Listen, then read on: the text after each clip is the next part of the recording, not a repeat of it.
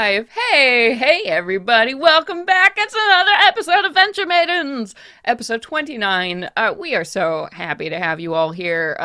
It's the second episode of summer, second day of summer. You know, you're out of school, you're ready to officially, stop vegging, check out a park, smell the air, You've go to the slept beach. 14 hours. Yes, you're ready. You are getting into summer vacation, and we are here for you. We are the sun balm for your soul. Welcome, everybody. We're Venture Maidens. We're in D&D Actual Play 5th Edition stream that converts to a podcast. We play in a homebrew setting called The Plains, detailed in the Venture Maidens campaign guide. This is a very adult-themed stream, so you can expect standard things like graphic fantasy, violence, swearing. We keep a general body horror content warning up. We probably also have some more content warnings for this episode, but as we tell our story, which is a little bit of a mystery, those will appear. So make sure to check the chat here for those content warnings for this episode. But yeah, if you're a kid, get out of here. This is for adults and cool teens only. Yeah, but with that, let's get into it. Hey everybody, my name is Celeste Konowich, and tonight I will be your dungeon master. Hello, I'm Katie, and I'm playing Laveri Sath, your single and apprehensively mingling drow rogue. Woohoo! Hello, I'm Nassim Etamad, and I'm playing your half-orc fighter, Tony Silvertail. Ooh, is that in disguise? Everyone, Nassim just put on glasses for podcast Who is listeners. she? Who is this? Ooh, Nassim is our Gal Gadot with the Wonder Woman look. Amazing. Detective Tony. Ooh, Detective Tony. Ooh. Yes. Yeah, we kind of mentioned it, but yeah, there's some mystery vibes going on here. So before we can dive into the action and solve this bad boy, let's give the folks at home a quick recap of what happened so far in summer of Venture Maidens. Well, Rook returned to our chicken hut house. Yep. And there was a nice awkward reintroduction between her and Lou as they fumbled their way back into some sort of normal friendship. Yeah. Yeah. Rook returned with like 800 gold pieces from all the bounties she had collected while the month away, and as well as a bunch of extra work for us to seek out. And we all selected the bounty for apparently a cousin of mine, Enzo Silvertail, and his bride-to-be are having a wedding it's a very powerful Eldrin family, and we have decided to go and investigate the weird phenomena surrounding the ceremony that is yet to come. And we made our way over to Baylin is where it was taking place.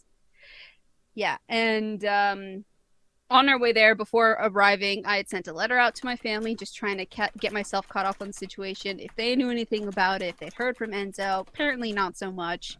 But my brother and my dad were planning on attending the wedding. Yep. And then Lou also received a letter. Mm-hmm. Yeah, what did that letter say? Some interesting news? Yeah, I got a letter from my mom, and Frida basically said that she was looking into Whistler for us, like we'd asked. And basically all of the Corellans were called back to Ashtar, and then it's been radio silence on them since then. And that she's going to call all the family back because things have been getting real weird with all of the Fae spike ups that we've been seeing in the plains.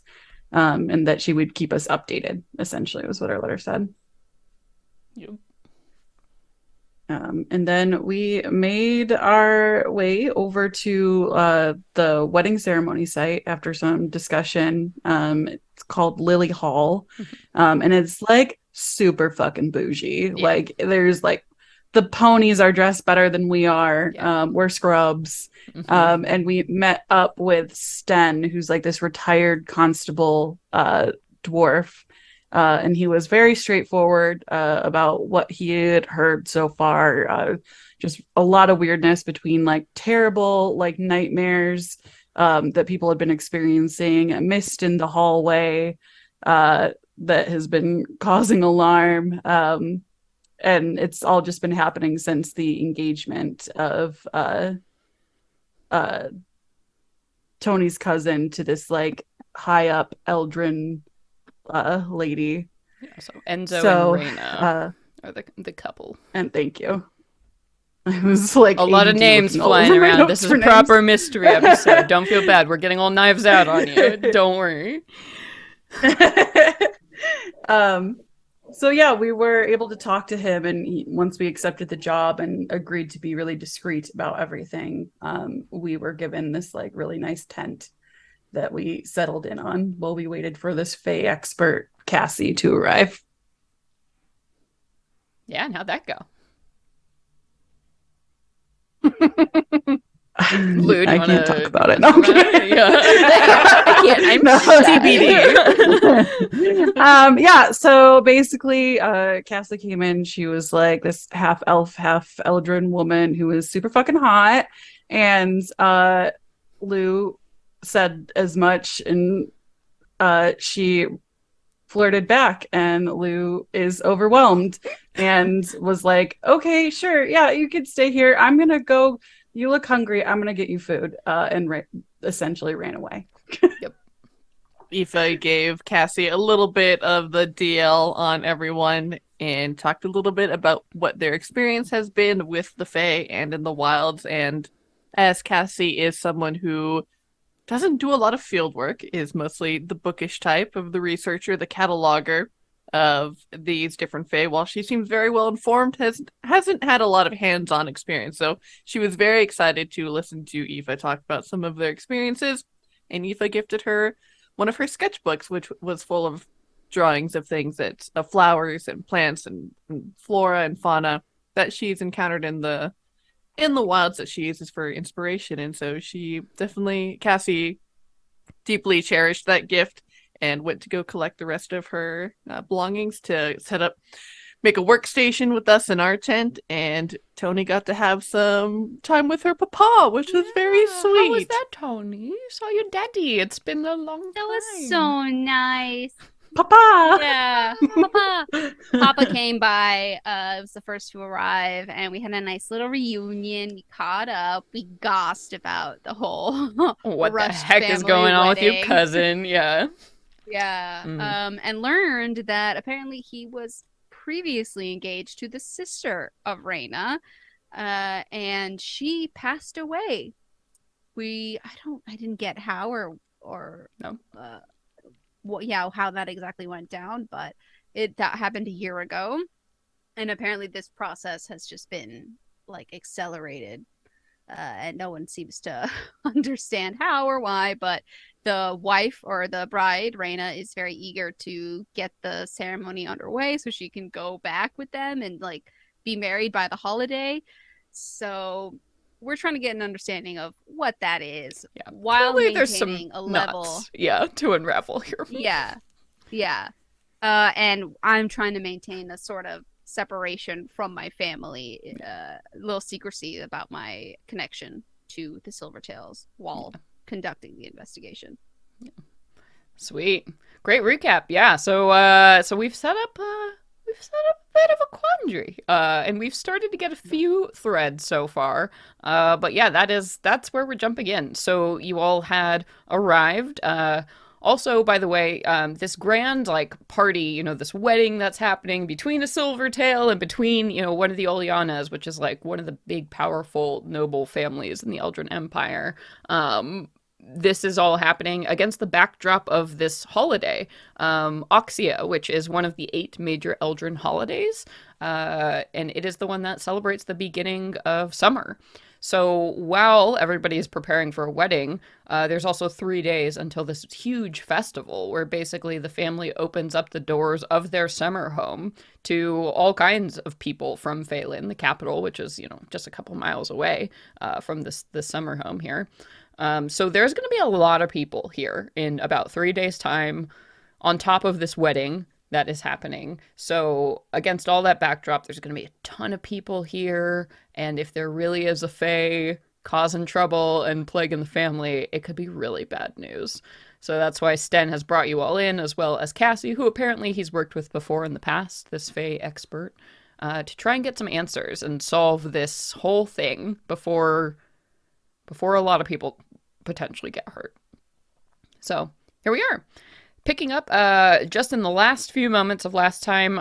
So we had left Aoife and Cassie had kind of been having a conversation while Lou skulked off to fight/talk with the kitchen staff in the cool outdoor culinary station that is being set up. So that is happening, and Tony has basically just connected with her dad, who is obviously super surprised to see you here, and kind of given the quick rundown of what's happening. So diving right back, picking up into that action, Tony, it's not long before you settle things with your dad. You have your greetings. You're still in the big green tent that has been set aside for the Silvertail family, as the family of the groom. Your family is given a tent of honor close to the proceedings, the big happening. So your tent is even nicer than the glamping RV setup that we have for the rest of your party here. It is, yeah, I mean, it's like a mansion in a tent. It's way better than any house you've ever lived in, for sure. And you're like, is this velvet? Mm-hmm. Is this a velvet couch in my tent? Sure is. That kind of level of extravagance. So after a few exchanges have gone back and forth between you and your dad, finally, the other two Silvertails that are expected show up.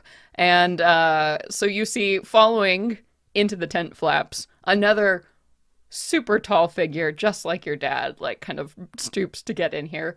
And it is Gio, your little brother's not so little anymore. He is shot up like a beanpole. He is so tall, but has none of the bulk of your dad. So he's 6.5, even a couple inches over you, but he's just got no muscle mass quite on his body. He's just so tall. And as he goes in, you can see him dragging a big trunk behind him. He looks in and then sees you, and he's like, Tony! Oh my god, wait, what? And he kind of drops it, and his voice squeaks a little bit as he runs over. He's like, wait, is this real? Are you? Yes, you squeaky little string bean, get over here. Oh my god, what? This is what? Dad, is this he's hugging you. He's like, what are you doing here? Well, Dad will fill you in on all this stuff, but basically, I'm here on some business, but we can't let people know we're related, okay? I'm on the job, you see. What? This is what? And behind him, you see your uncle, who you've only seen a couple times in your life, mostly at business occasions when he was meeting with your dad, in Phelan primarily. He is so Laurie is a very serious looking man, whereas your dad has a bunch of smile lines, and he's clearly, he's got the gray in his hair. He's been around. The uncle is just, there's something, I don't know, quiet solitude about him. As he comes in, he's got a very neat set of tunic on, and as he steps into the space, he kind of observes and nods at you all.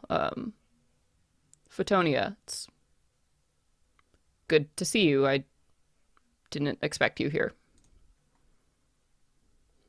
Hi, Lori. It's really good to see you too. How are you doing with all of this? It was a bit of a surprise, but I guess it's good to hear that Enzo is happy. Or at least I assume from his letters. Not that he told me anything about all of this. Really?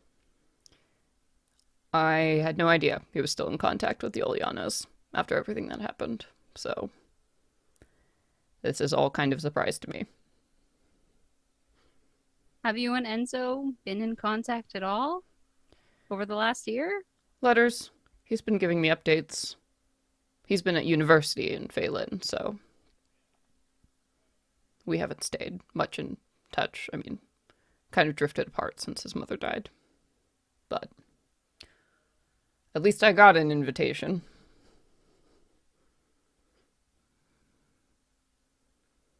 Have you guys talked since? Or did you guys just get here? No, we've just arrived. I haven't been up to the main house yet. Have you ever met the bride? Yes, I'm familiar with the Olyanas. I was the one who arranged his first marriage. But, so friends of the family, the Olyanas, I knew Mina much better, but, I had seen, Reyna in passing. I heard about what happened between Enzo and Mina, and I'm so sorry that that happened to him and her. Yes, he was, pretty messed up about it for a while, which is also one of the reasons this is all such a surprise. May I ask how she died? I think she drowned. The family hasn't been too forthcoming about it, but they're all pretty shaken up as well. Maybe that's why this all got approved. If everybody's still feeling that loss, I suppose a wedding is a good way to celebrate life.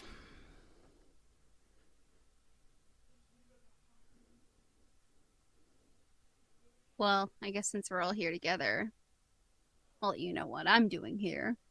Yes, And she'll go on to... please, yes. And he listens and Yeah. will nod. And of course, I will be discreet. And if there's anything I can do to help, just ask. Thank you, Lori. And tell me, please, I mean, I'm here to help our family above anything. And I want to make sure Enzo's okay and safe and doing this because it's what he wants. So, if you hear from him or the family or you see anything weird, I'll be around, okay? I'm in tent number, whatever it was, 30 something, 32? Yeah, 32. Yeah, one of those. Oh. Tent number 32. I'm not far.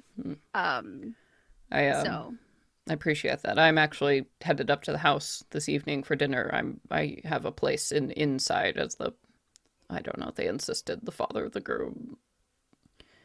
So I'll be on my way over there shortly if you would like to rendezvous and go with me. We can perhaps explain this to Enzo together and get a read on whatever is happening. yes, I definitely want to talk to Enzo. I want to check on him. I have some friends here with me who are here to help as well. They're very experienced and capable, and I'm sure we'll figure out what's happening. Good. Thank you. Photonia, or do you... I heard them say Tony. Is that what you go by now? I mean, yeah, if you're okay with that, it's okay. You know, he doesn't know how to. Yeah, he doesn't either. He's Casual with. Yeah, he's so serious that you're just like, is that okay? He's like, I don't know. Is it okay? And he's like, yes, Tony. Good. Well, then I'm going to head up to the house unless there's anything else you need. And your dad, as Luca, is like, nope, we're good. Here, you can go get settled. And he kind of walks up and, like, claps his brother's shoulder and gives him sort of a reassuring, wiggle in that way. The grim-faced brother nods and then walks out. And your dad goes, as you can see, it's been a difficult few days. Your uncle's never been a cheerful guy, but this really seems to have him thrown for a loop. I'm still amazed that in the first place he arranged a marriage between this family. I mean, who knows? I mean, your your uncle and his people have always been a lot more keyed into. They spend a lot more time in Phelan than the plains these days. He's good with money, I can say that. And I mean, the Olyanas have always been kind to us. I don't know. I've never been one for politics, but your uncle has a better mind for that sort of thing. But look at this, my 2 kids. And he like holds out his hand and he's like, come here. And then he like kind of like gets you again and like drags over and Gio's like, ah, like squirming. He's like, promise me, if you ever get married, I'm going to know way ahead of time, okay? He kind of puts a hand on both of your heads. Yes, Papa, you'll know. Okay. I don't care who it's to. I just want to know ahead of time so I can be involved and do silly things. You have to know so you can talk me out of it, first of all. Okay. All right. Good girl. And you, I'm not worried about you. Not yet, but you'll be handsome soon. And he like kind of like playfully slaps your brother's face and he's like, Dad. Dad. And, like wiggles again out of the way. Fixes his hair. All right. Well, do you have anything to do right now, or can I meet these friends of yours? Or apparently your uncle is off doing whatever he does, but I did see a few businesses and such are starting to get set up. I would love for you to meet them. Let me go touch base with them and see how we can do this. And Oh, yeah, of course, you know. I know meeting the friends, I'm just your dad. well, how about for now, you come by our tent later in like a couple hours, and I'm sure they'll be psyched to meet you. Sure. Yeah, 32, right? Yeah. Yeah. Good. All right, well, I might take a nap. Gio, if you want to unpack everything, Gio's like, over in the corner doing teenage shit. He's like, ruffles your hair again one more time, and you're allowed to exit the family tent. Yay. I ruffled Gio's hair one more time just to pass it down the line. He's like, why does everyone in our family do that? He smooths it, tries to get the cowlick like down. It's just never gonna happen. Poor kid. Such that awkward stage of teenagehood. All right, so move along, and then who do we want to jump to? Because Lou, Aoife, we had some different stuff. Do you all want to rendezvous and kind of share information? It's sort of up to you how we want to guide this investigation. Tony has an offer to go and meet Enzo later this evening, but otherwise that's like your only real appointment so far. Cassie had mentioned the opening of the meadery soon, so Yeah. of course that caught Aoife's attention, and she wants to go where the drinks will be flowing because, yeah, that makes for loose lips. Sure. Yeah, for sure. You could all meet at the meadery if you want. It seems like there's only a couple places that are going to be open tonight that are mostly like catering to the staff and stuff, the people who are here. Again, very much like a Ren Fair where it's like your vendors get in a couple of days beforehand and, the Right. people building up the fair. And then it's those days. And then the performers arrive. And then finally, the crowd. So it seems to be, this meadery and like a barbecue pit place that's catering right now. Yeah, especially getting it in some time with the staff, who the staff always see things that they shouldn't be seeing. So yes, cool. Do we all want to rendezvous at the meadery? Yeah, I think that Lou spends some time in the kitchen doing the chef thing where you just start feeding each other. Yeah. And eventually, eventually, like they come to a conclusion with like this like bomb ass sandwich with like sourdough bread with the toasted sesame crust, roast beef with like a fresh chimichurri, and a garlic aioli. And she like makes sure to like fold it into like this paper because it's a fucking messy sandwich. And she's like, this girl likes books, so she can't have messy fingers. So put this in there. And okay, I'm going to go grab a drink to pair with this. So I will go over to the meadery. Ooh, you made your girl sandwich. Cute. A bougie sandwich. It's always bougie. With forethought, too. Yeah, I'm going to win this lady's heart with this sandwich. That's wrapped so nice. Try. In a swan, Love me a good, like, well-wrapped foil. No, I'm treat. kidding. Yeah. Anyway, so you head on off to the meadery, and you will see Aoife drifting around there. And Tony, do you want to head there, or do you have another plan? No, I was gonna head back to the tent where I thought we were gonna meet up, but Yeah, it looks like I'll everybody's go gone. to the meadery. Yeah, and some I people think in the we'll- streets are like, all, like making their way over there. It's kind of like things are winding down for the day now, as it's getting more into full night because you got here around 4:35. So work is starting to drift down, and there's a very clear pattern of like anyone who is here is probably going there at this point. Then she will follow the crowd. All right, sweet. Yeah, so you all see each other from across the way. Cassie doesn't seem to be here yet. You're not sure where she went off to. But yeah. Yeah, I Yeah. immediately hunt down you guys, whoever I see first. Yeah. I jump over to you and I squeeze you. Who's there? Everyone except Rook and Cassie. So everyone here and the DM is psychically floating over your table. I think Aoife would, particularly because we know that Aoife was waiting for Tony to get back, but didn't want to rush Tony's time with her Right. family and everything while they had a chance to talk not under the the gaze of everyone. Yeah. So I think Aoife would definitely be on the lookout to be like, all right, where's Tony? I'm going to flag her down as soon Yeah. as I see her. Yeah, you're like, I got it. You got like this sweet. You talked a bunch of people into giving you the sweetest table. It's like the perfect distance, Oh, yeah. like right by the bar, but not in like the walkway. You know, Every time people come by being like, can I get that chair? She's just like, she's no. like, absolutely not. I need all of these. And you've made friends with everyone around you, so they're like, no, you can't sit there.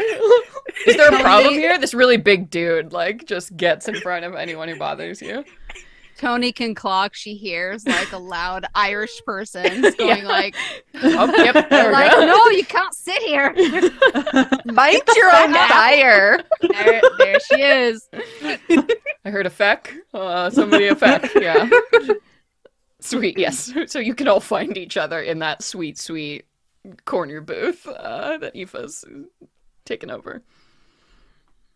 Plop down. Guys, my dad, my brother, and my uncle are here. It was so nice to see them. And apparently they're just as fucking shocked about what's happening as I am. So what I've heard so far is that later tonight, my uncle is going to go have I guess dinner. He was invited to go. It's like a family dinner, like the close family dinner, right? So it's going to be the immediate parents family of, the is bride having and a groom. private dinner. Yeah. Right. And so he's invited me to come along. I hopefully will gain some stuff. I'll see if you guys can join me in some capacity, in terms of the investigation at least. But I mean, does the family even know that this is happening? I know he wanted discretion, but does the family know? What are you asking me? You know what? Yes. Oh, what? I'm Does the asking family? Okay, sorry. Does the And family my know? friends wouldn't know. Which Does the which- family know which that family? we're having an investigation? So they would know that the Olyanas would Yes. know because it was their friend, basically. So the PI, the retired PI constable, he is Sten. He is the family friend. So he's talked to the Olyanas and basically asked if he could bring in people to investigate. So they're probably aware of who you are, but they also don't want it so much in their face, and they're like trying to keep up pretenses and pretend there's nothing wrong. But yes, so they will be aware of you, and also if you want to interview them, that will all absolutely be arranged. But it's sort of we're keeping this very British. The Eldrin are like, if you need to talk to me, we will arrange like a private thing and do the thing, but like we don't want you interfering with the event. Yes. We don't want Okay. anyone else to know that you're involved. We want this all to go Okay. away. Thank you. Got it. Yeah. Then I think we might have a good chance of getting you guys in there with me, in a much smaller manner. Yeah. Just like have you guys say that we're trying to explore the property and see if we can detect like fey presence, something like that. But yeah, we have an opportunity to get close to the family tonight.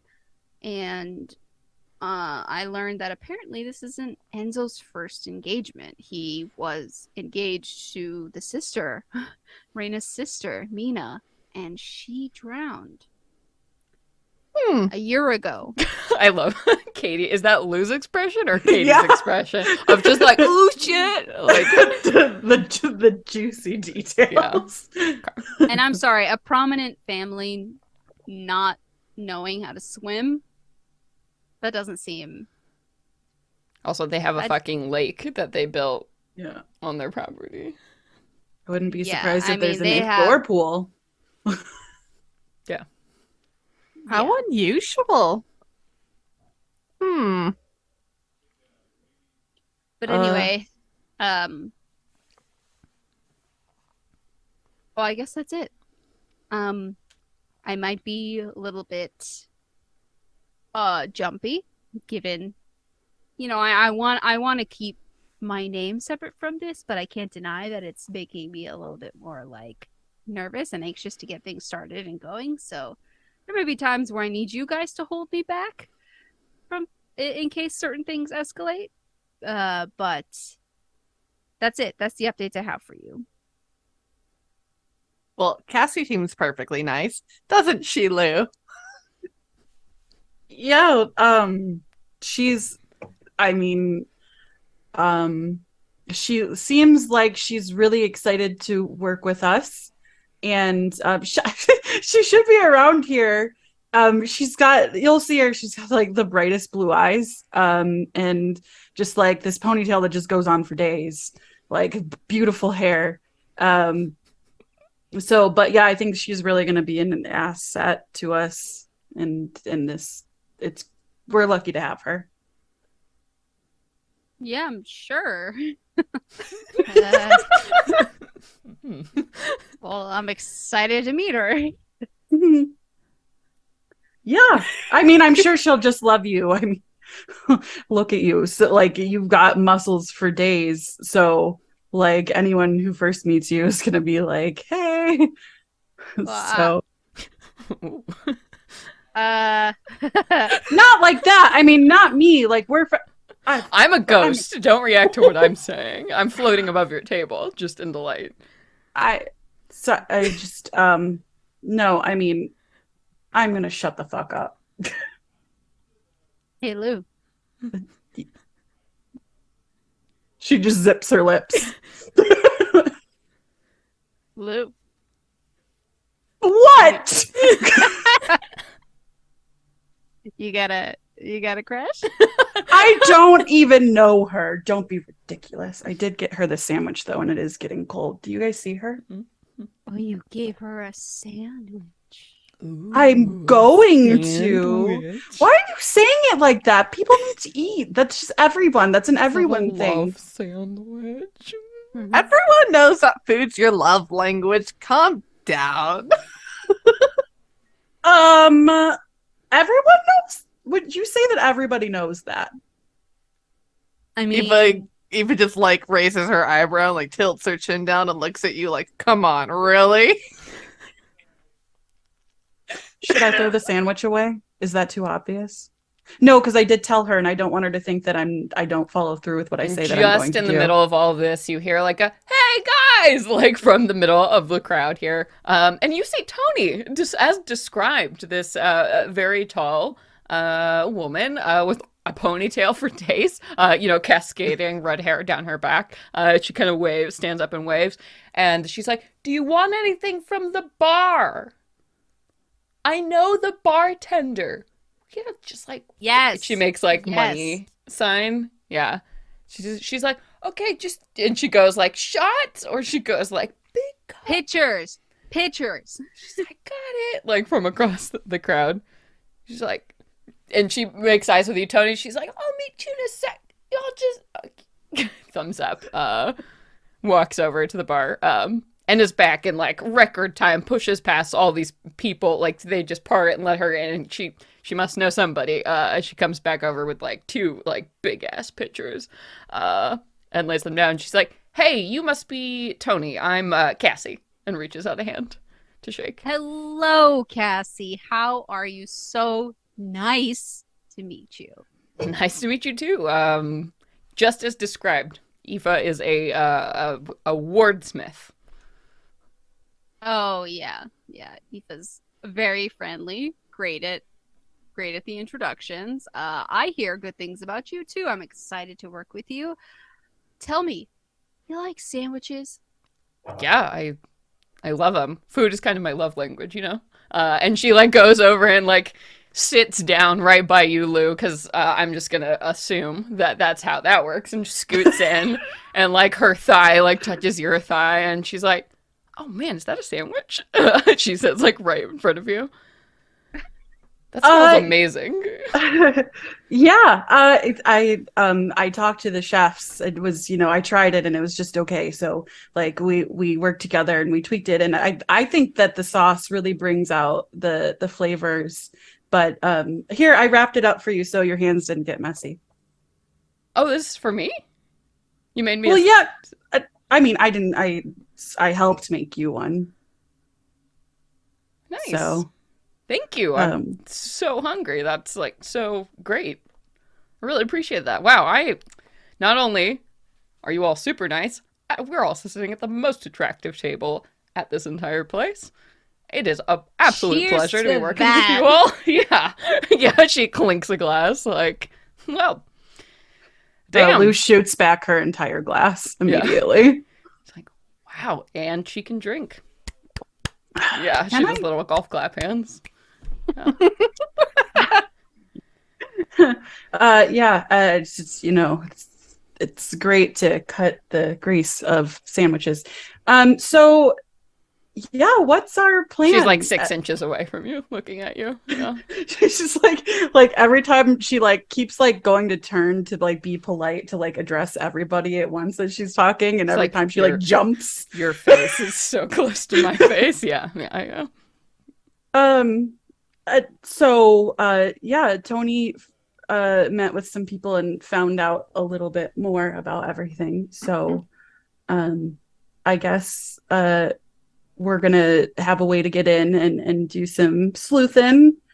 But you obviously you can stay because I know that you have your whole setup and everything. So we can just come back if we find anything that. Yeah. I mean, I don't want to get in the way. You all are the the pros. Just like You I was wouldn't be in saying. the way. Oh, I mean, if it's helpful But I mean, for me to. Whatever you prefer is what I'm saying. So. Okay, and she kind of gives you like a look, and then kind of turns to you, Tony, and she's like, "I was sort of explaining to them earlier. Sort of the way I'm used to working is when I work with groups like yours.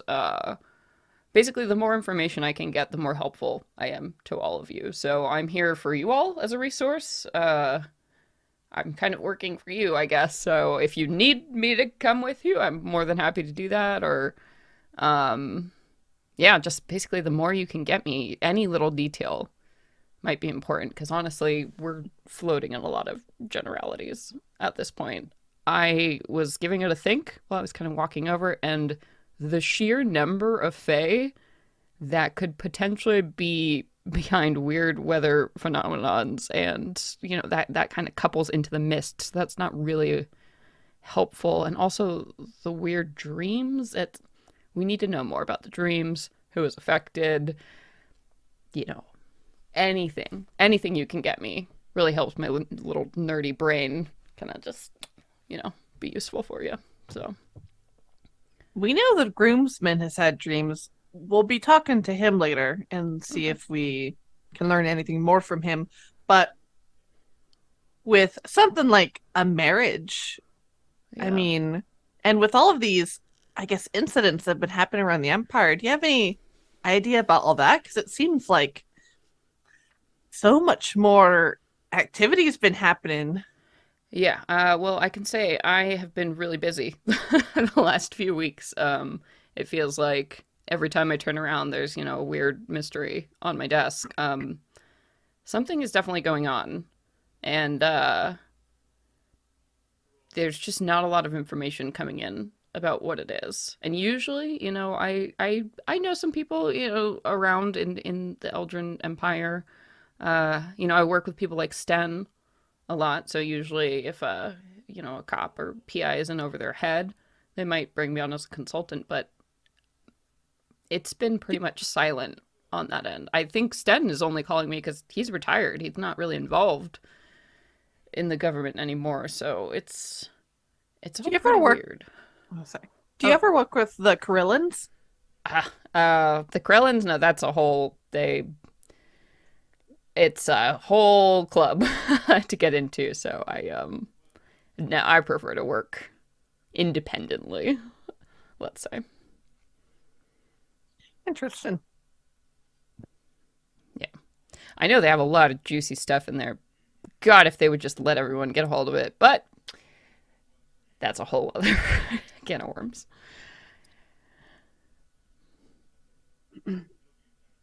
Well, I'm glad to be working with you as well. And I don't know, just like for fun. Yeah, Let's talk about like what do we think the sexiest dessert is? Ooh, Oh my God. Ooh, I love this question. Okay. I want to say cannoli? Is that two on the money? I don't know, she says and looks around. Tony was not expecting that answer, and she is like, "Oh, wait a minute." Okay. Oh That's my a good lord. yes.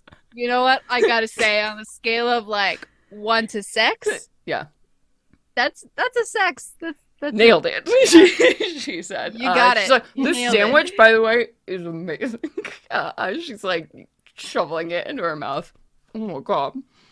I'm sorry. I'm like, am I getting dressing on you? She like gets a napkin and like holds it up in front of her face like a shield. Before she says anything else, she's gonna elbow Lou. Like, Lou, tell us your sexy dessert. Oh, I mean, I where to begin? I guess that I would start. Obviously, it has to be liftable so you could feed each other. So something with a good Mhm. base, like a tart, and Yeah. then if you had like a fruit sauce in the center of it, so it's just a little bit messy, so you can help each other out. But obviously, you need dark chocolate because I think that's just like the sexiest ingredient, and then you do chocolate covered strawberry on top because that's just like two sexy desserts in one. So It's complicated, and would sound great to dig into. I mean, I could make it for you sometime, like if we have time after this. I mean, You should. yeah, anything like this. Yes. I mean, what am I gonna say? No, I think you're amazing. I'm sorry, you made this, right? What the hell? Well, You they guys, had a what? This is so good. She makes breakfast for us like every morning. She's just a fantastic chef. She never gives herself enough credit. Okay, how do I get into this like adventuring club? Because I am on board. honestly, it has nothing to do with any of us. You have to make Rook like you. Oh yeah, good Brooke. luck. Good luck with that. I haven't seen her yet. Is she around or she's kind of a private person? I'm getting a read. Yeah, she's she's pretty short right now. So sorry, that's stupid. She gets you, yeah, she'll an be eyebrow. around, I'm Okay. sure. We're sharing the tent, so you'll see her. Sorry, if she knows a lot about the Fae, so maybe you'll have a great time talking with her, though. Yeah. I mean, I hope I know a lot. If nothing else, I'm sure she'll be great to talk to and listen to. So,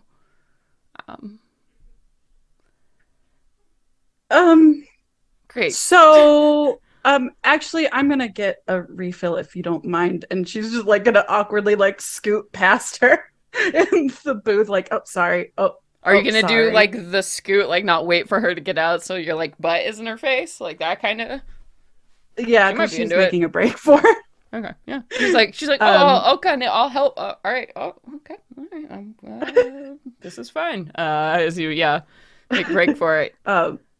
And while Lou goes to go get a refill, she's looking out for any of the people who had those little earpieces Yeah. and going to be trying to bump into them to try to swipe it.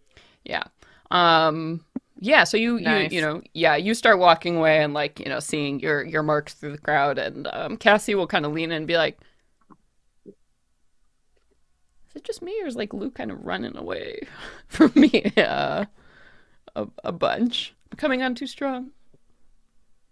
Aoife lets out a long exhale and she says, Lou's a little complicated, and she hasn't exactly fully recovered from her last relationship. They were gonna get married, and it didn't happen for tragic reasons. I'll leave it at that, but she's a slow burn, you know?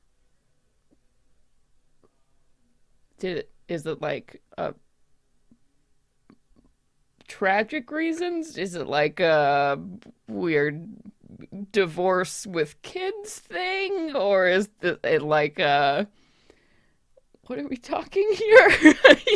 Tony, are you dying And in your Aoife- chair like Nassim? Yeah. Or- Yes. No? Yes.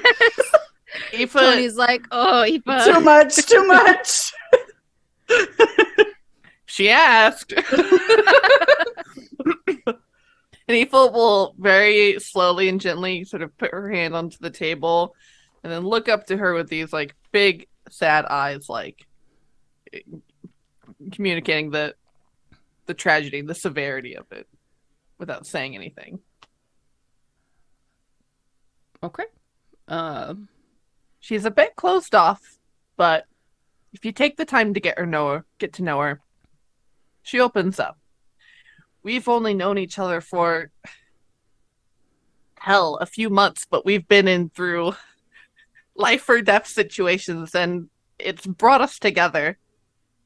But it takes time.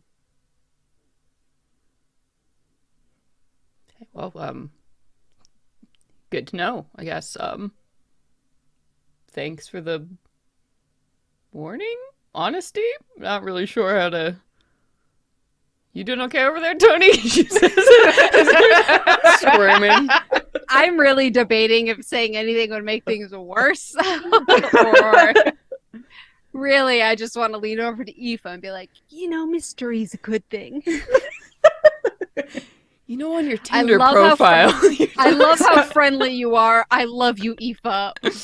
Last Always relationship 10 years ago, fiance lost Well, at sea. True love of That's life it. died, It's fine. She didn't. She's obviously not going to spill the whole story, Yeah. but if she's getting mixed signals from Lou, Eva wants to shed some light on it. Be Yeah. like, take it slow. It's fine. Yeah. All right. Well, does anyone need a refill? I'm gonna need a refill, so I'll be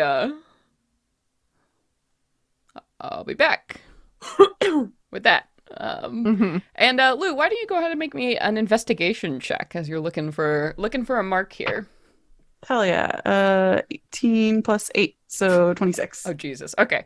So, I'm not sure how familiar you are with event coordinators, but it's a job where you work 7 days a week, 20 hours a day, and you fucking, like restaurant folk, you work hard and you party hard. So there is a table of fucking outrageously drunk people who look nearly identical to each other, which is probably why it was hard to tell them apart. You can see a stack of clipboards have been like thrown on one side of the table here, and they all are just like going like, you can't even believe the conversation I had today. Like, somebody tried to deliver an ice sculpture to the Sun Garden. Like, for the love of fucking sakes, like, I'm not paid enough to deal with this level of bullshit. And there's like a yeah girl like from around the table. So there are a bunch of this table is ripe for that. They are deep in the like girl power anger. They're not all women either, but they're just they're dealing with this whole it is a mess over there. So Yeah. anyone from that table would be probably pretty easy. Those clipboards have been thrown so precariously. Yeah, Lou is going to kind of like bend over the table to like be in the center of all of them and be like, "You guys were so helpful today. They do not deserve you here. Let me please get you a picture." Oh my God.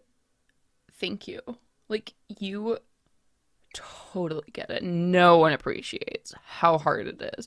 They're like, expect to show up and everything's perfect. And they're just like, oh, wow, I did this. Like, no idea. No, you get it. I feel you. I work in the food industry. I've seen you guys in the trenches. You Oh are my all God. gods. Bless. Caterers, amazing. Like, you guys. And Well, like the one ones of who get these, it right, right? yeah. This like just beautiful person like puts up their hands like on either side of your face and it's like, thank you. God.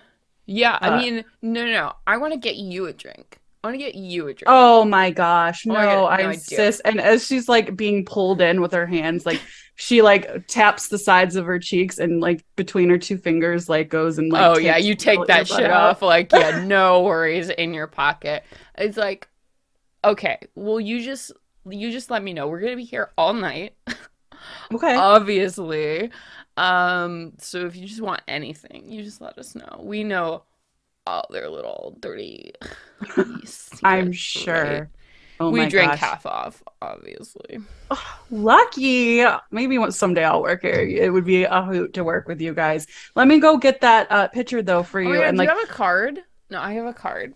Here, and they're like looking around. It's like, I don't usually do weddings, but thank you so much. I will definitely follow up with you. I'll be right back. 2 seconds. Don't worry. And as she turns, like in between her other two fingers, she like grabs the papers off of one of the clipboard. yeah, yep.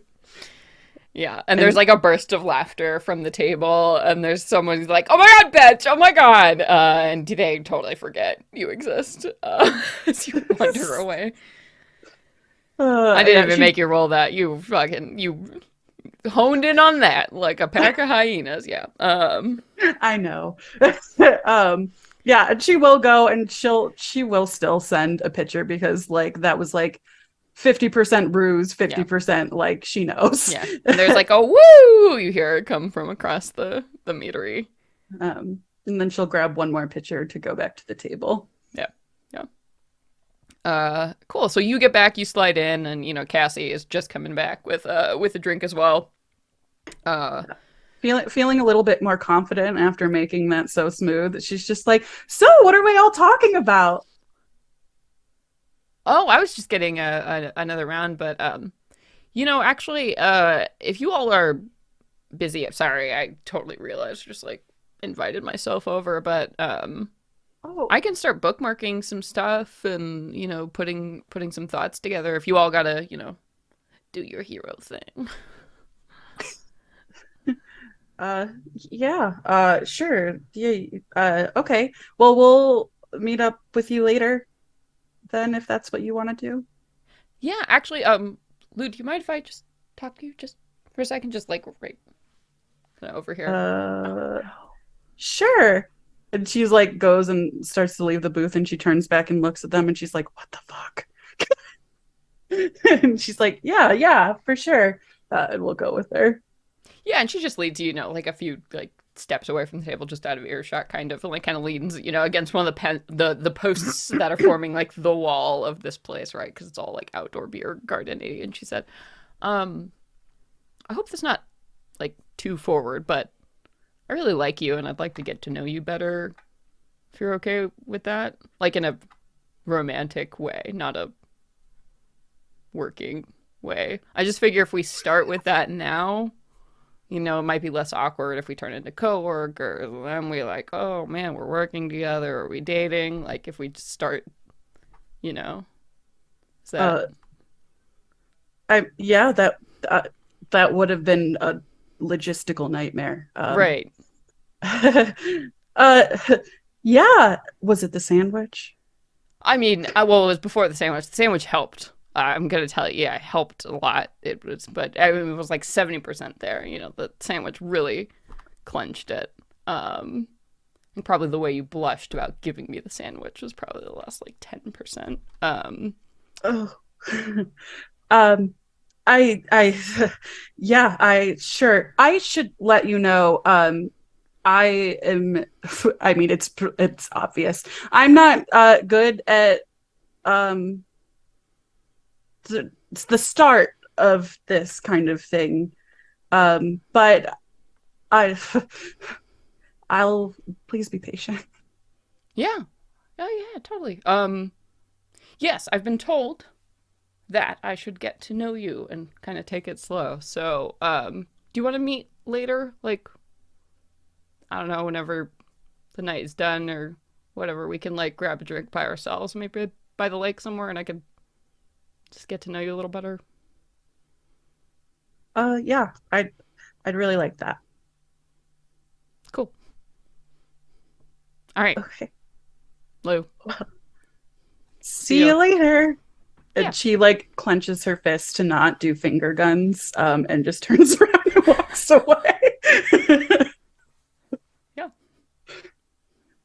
She's cool. No pressure. No lean in. Nothing. She's playing it very cool. She kind of walks out. Yeah. Holy crap. Holy crap. Holy crap. Okay, fuck. Okay. She's going- Eva's got her hands perched, or her head perched in her hands with her elbows up on the table as Lou like wanders back over to the table. Oh my god, what did you guys say to her? Because she totally asked me out on a date. Did she now? Well, I mean, I don't know. It's a date, like getting to know me better. Is like, you know, because maybe she does and she's like, oh fuck no. But if she doesn't, that then it's like a date, which I haven't done in so long. Has anything changed in the past Do anything different? like 20-ish years? The prehistoric times? The last time I was dating, you both were like 6 years old, so... Nah, don't put any kind of pressure on yourself. It's just like hanging out with any other friend. You know? You just happen to know that you're both into each other. Just focus on getting comfortable around each other. Yeah, we've gotten to get to know you, and you know, Lou, I like you a lot. You're smart. You're very conscientious. You think about things in a way that like my brain just like would never, and it's really, you know, and you're so incredibly kind and compassionate and thoughtful, and anyone who's worth a lick of sense will see those things and admire them. Okay, shut up. And she wipes away a tear. I mean, thank you. That's really sweet of you to say. Okay. Just be myself. You know?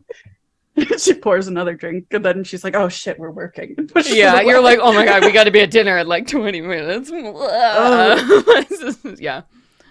Time okay, is just so flying by. yeah, I don't want to. Let's stop talking about this because I need to focus.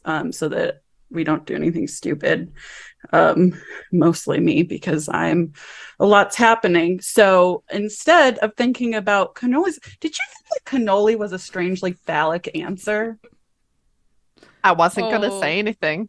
I wouldn't say cannoli is the perfect answer. I think it represents every kind of sexuality, personally.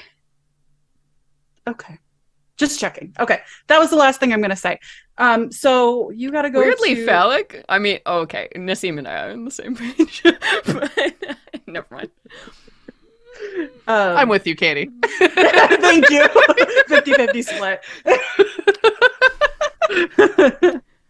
Keep an eye out for the Twitter poll coming soon. Yeah, the Twitter poll. Excuse me. If you had a friend who said this, guess what their sexuality might be? Yeah.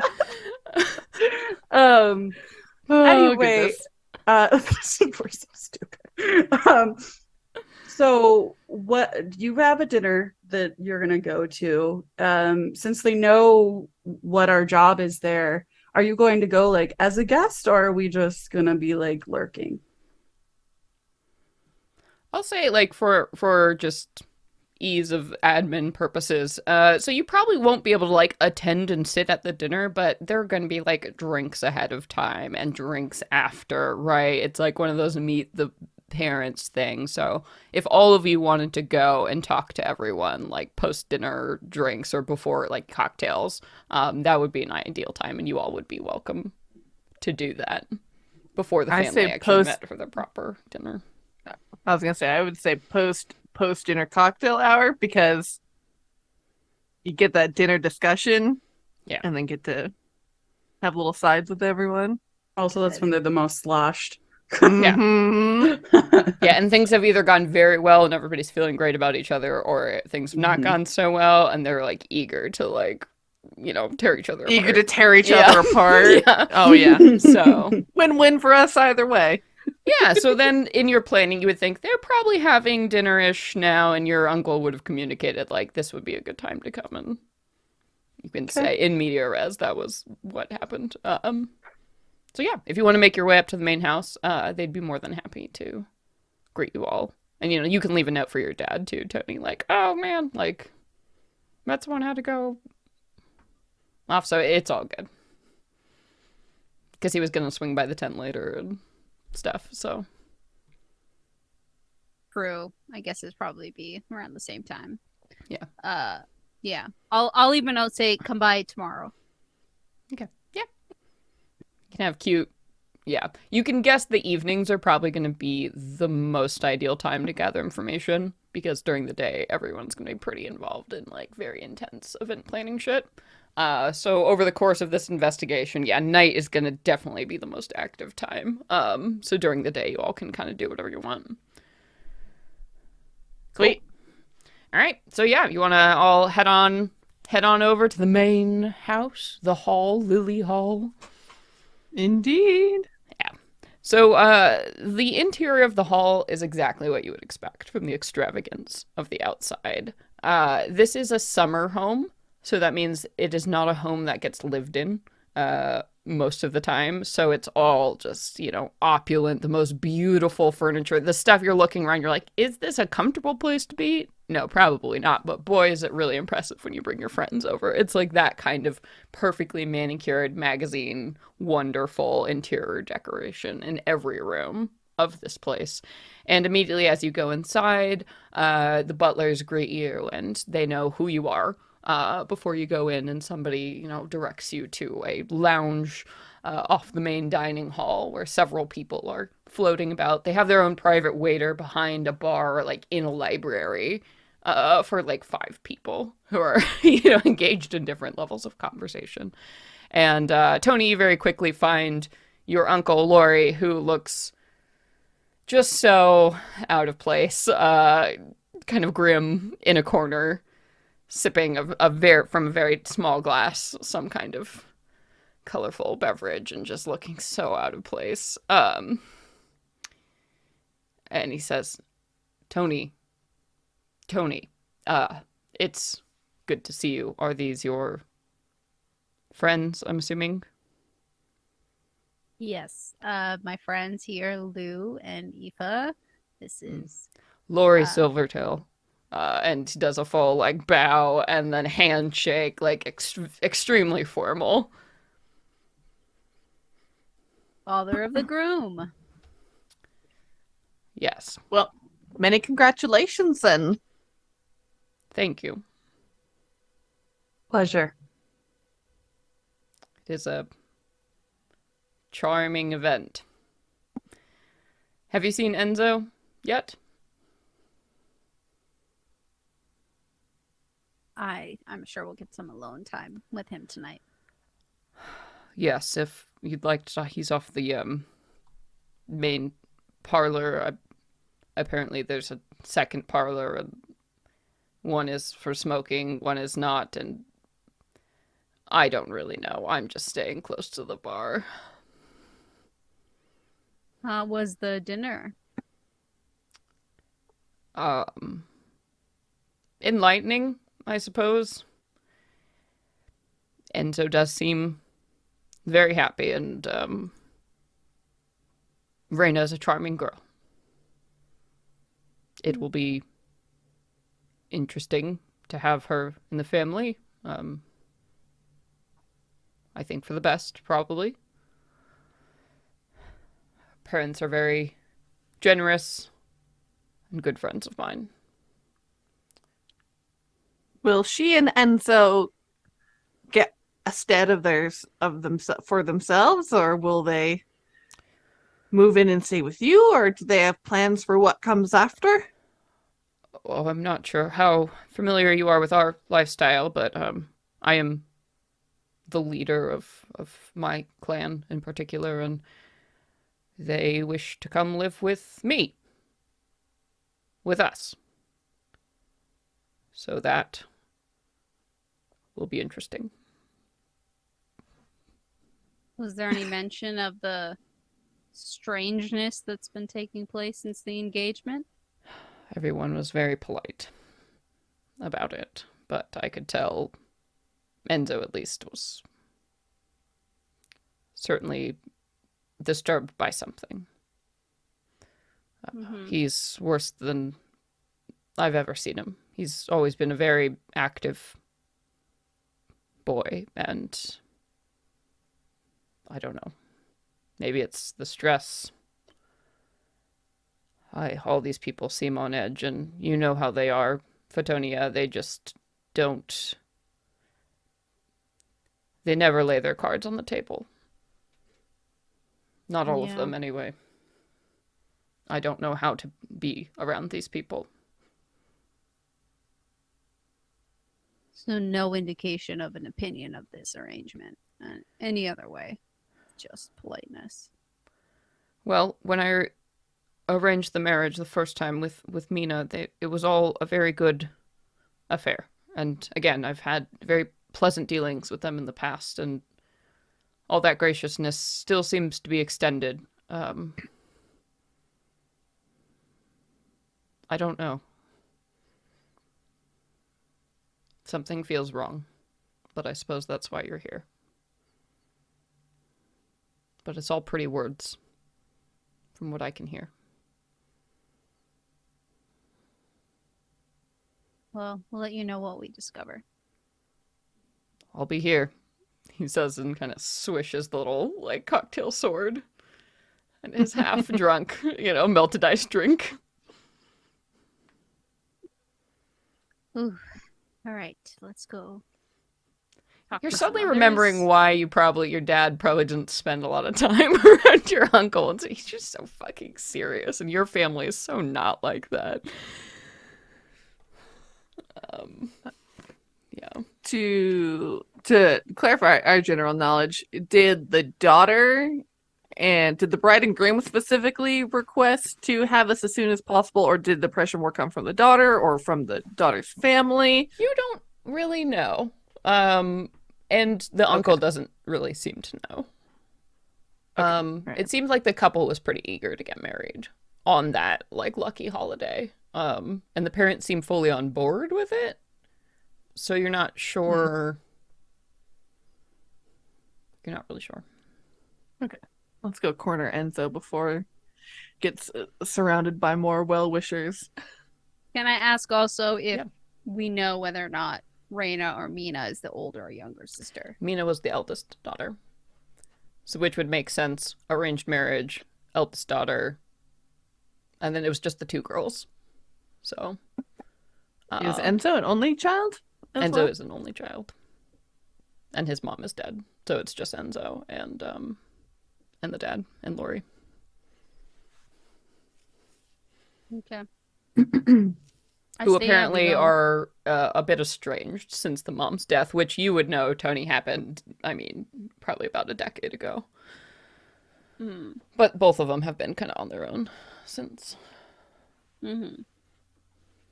Yeah, I think the next best move is go find Enzo. Yeah, for sure. And you can find Enzo. He's on the second lounge off the lounge. And the doors, there's a pair of French doors, that are open to a small patio. And Enzo is kind of sitting against a railing, smoking a cigar with, you would see, would be an older Eldrin and very nice clothing with sort of like a powder lavender color hair. As he's sitting there as well, they're just smoking on the balcony there. Hmm. And Enzo will see you all walk in, and you see his eyes like open with recognition. He goes, so sorry, Papa Wilhelm. If I could just, I these are the friends I mentioned that my uncle's friends. So if I could just have the room. And Wilhelm's like, of course, my boy. Always good talking to you. Yes, and I'm sure I will meet you all shortly. You have a lovely house. Thank you for having us. Yes. Well, thank you for attending. It's always a pleasure to meet the girl's friends. It's yes. Well, I'll be freshen my drink. And he says and kind of pushes past you all. And Enzo runs over and like grabs your hands, Tony, quietly. He's doing it. He's like, it's good to see you again, cousin. He whispers, my father kept me up on everything. And as you look at him, it's been a while since you've seen him, but he's got like bags under his eyes, and his skin is, the sallow of someone who just has not slept in, it looks like days. Honestly, his eyes are a little bit bloodshot, but he's, seems cheerful as he runs over to you and it's like, it's so good to have family here. I'm so sorry I wasn't able to really tell more people, but I don't know. This all happened so fast, and it just seemed like the perfect time. And Rain is so great about just really, I don't know. Like, why stop to, start living our lives? Tony, like, you can see her eyes start to water and turn red, and she has not done this before.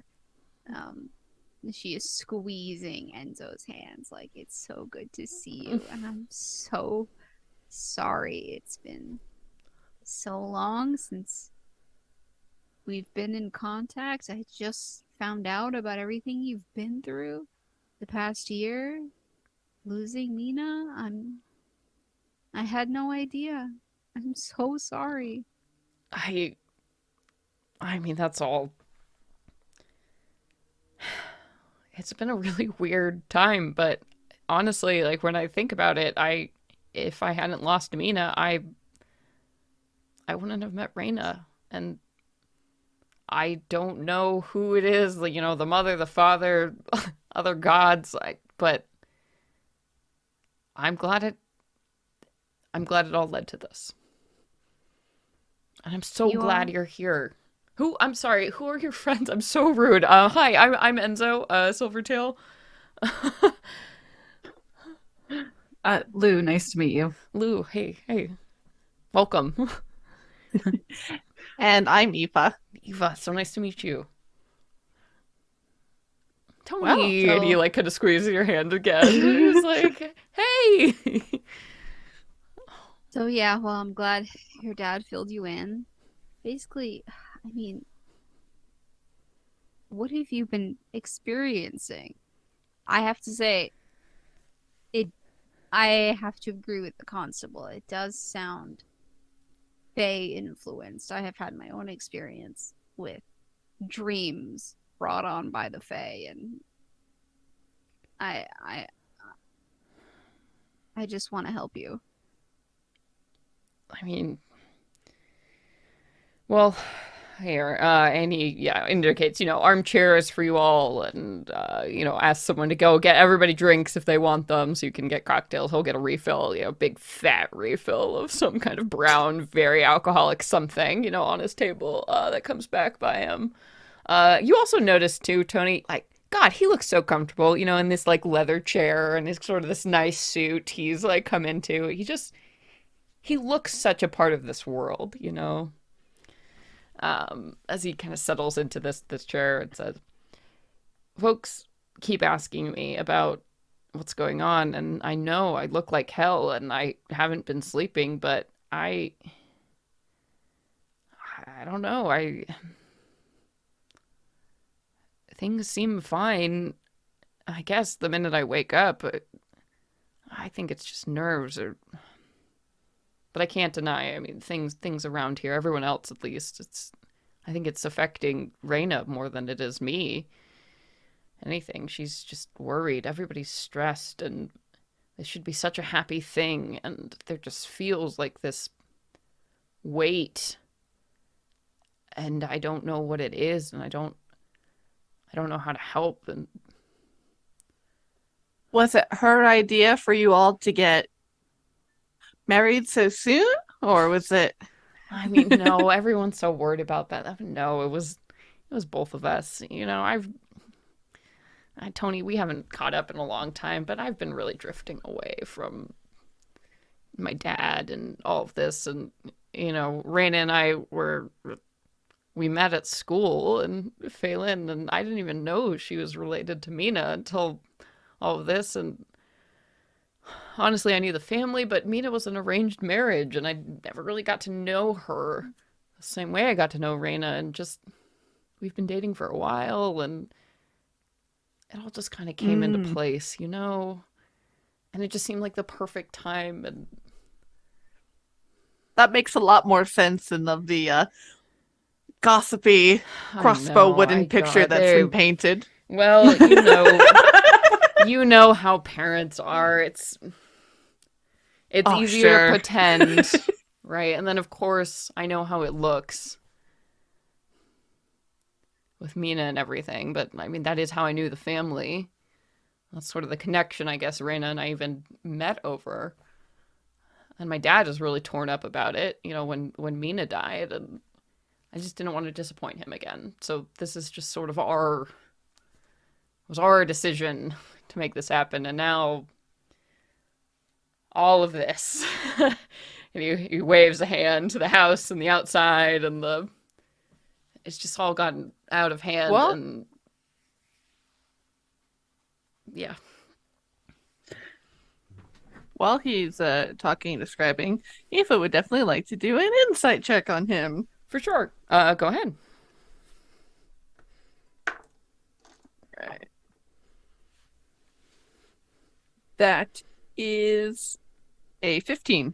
Okay. You can tell he seems really genuine about what he's saying. It's not that he's like lying to you. The only thing you think is flagged is like maybe at the beginning when he was talking about like, it's not that bad for me. I'm more worried about everyone else. Like, I don't really know what's going on. It seems like he's probably experiencing a little bit more distress than he's letting on. But you can tell he's trying to be really brave about it. And also, this dude is exhausted. Like, this isn't like anxiety jitters. This is like something some medical issue. Like, he's not getting enough sleep. Like, he does not look great. But he seems very genuine when he's talking about, like claiming their lives and meeting Reina. And you can tell he feels like it's that guilt, but at the same time, that just overwhelming, like, he feels they were so meant to be together that it's like, it's just got to be what it is. And there's that, you can tell also with that insight check, there's a little bit of Tony in him too. It's like, where your heart goes. It's that same kind of way. You can see that in Tony. It's like, here's what it is. Mm-hmm. He's not fucking around. He's just like... So, with the sleeping issues you've had, do you happen to remember any of the dreams? Or is it just you wake up suddenly and you know that it was a bad one? One of those. I've been... Have you found any glass marbles around your room?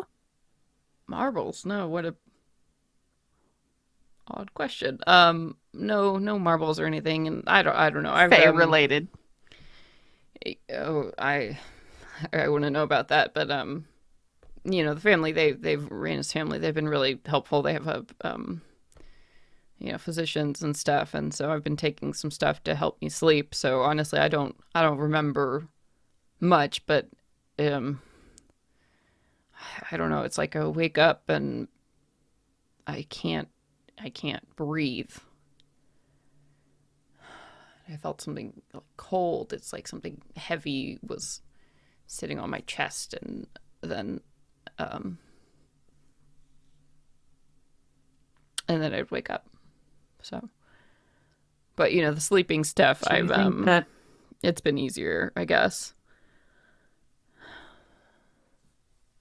I mean, do you remember anything from before you started taking medication for it Well, and self-medicating? those. She points to the drink. He's like, I am getting married in 3 days. Give me a break. Um, no, I mean that's what I would remember from those days. No, now it's less. I would wake up and I was so afraid, but I didn't know why. And I think it was that. It was just not being able to breathe, which just. And honestly, I look like hell when I wake up, you know. But I'm in my own bed, and I don't know. I've never really been big on dreaming before. This is, I don't know. Some one of the doctors said Would something you, like I night mean, terrors or something, and I don't know. would you feel comfortable while we do our investigation if, we maybe watched over you? I know it's weird, but if you're feeling physical discomforts, like we better be safe than sorry. I mean, if that's something that's going to help you, you know, put an end to all this, or just honestly, I just want this wedding to happen. Whatever you need. No, I get it. I I want this to happen for you too. I think that waiting for that kind of thing is just stupid, but we'll do everything we can, obviously. I mean, you're part of Tony's family, everything aside, we'll do whatever it takes. Yeah. I mean, I'm. Yeah. If you want to be in the room, I hope it helps. I'm more than fine with that. Whatever you need. Think what would help us too is if you avoided the medication for a night or two, so that when we do observe you, we can get whatever full impact of what's happening and you can have a full memory. Yeah. Okay. Yeah. And he kind of puts down the drink he had to his lips too, and he's like, yeah, and sort of pushes it away, on the table as well. I mean, for what it's worth, you keep saying you look like hell, but I think you look really happy. So, Thanks. It's so weird, I feel happy, and then I look around and all of this, and I just feel like I shouldn't be. I don't know how to make it No, go away. fuck that, Enzo. You should be. You should be. You can't blame your dad and the rest of the family for being a little skeptical. I mean, you guys haven't been in touch. It's sad it happens, but I can tell you're excited to start your new life with your wife. Thanks, Tony. And that makes me happy. I'm happy for you. Well, hopefully, when all of this is done, we can actually do something fun. Somewhere out, go riding again or something. I've been in the city too long, honestly. Yeah, I'm sure we will. You have to introduce your new wife to the country life. Anyway. Yes, Raina. I'm sure that's part of it too. Where is your lovely wife? Well, it's this stupid Eladrin custom. We're not supposed to see each other a few days before the wedding, so it's been even worse not being able to see her and kind of check in. But, except in front of these big family things. So, anyway, I think she's with her mom. Other side, girls' wing, sort of thing. So you should see her. And I mean, Tony, I'm sure she'd love to meet you. And honestly, if she's feeling as weird as I do, it would probably be nice to have some reassurance from you. All of you. Reina's very independent and capable. So I'm sure she'd appreciate some of that same flavor, being surrounded by all this. It's a lot. Well, if you, as it is difficult not being able to say your bride-to-be amidst all this chaos and stress, Aoife will rip out a piece of paper from one of her notebooks and slide it on the table across from her with the pen and say, if we're planning to go see her to get, hear from her about everything, as you say, she's been much more stressed about all these things too. If you want to write her a little note that we can pass off to her, let her know that you're thinking of her. I'm sure she'd appreciate it. Oh, she already knows.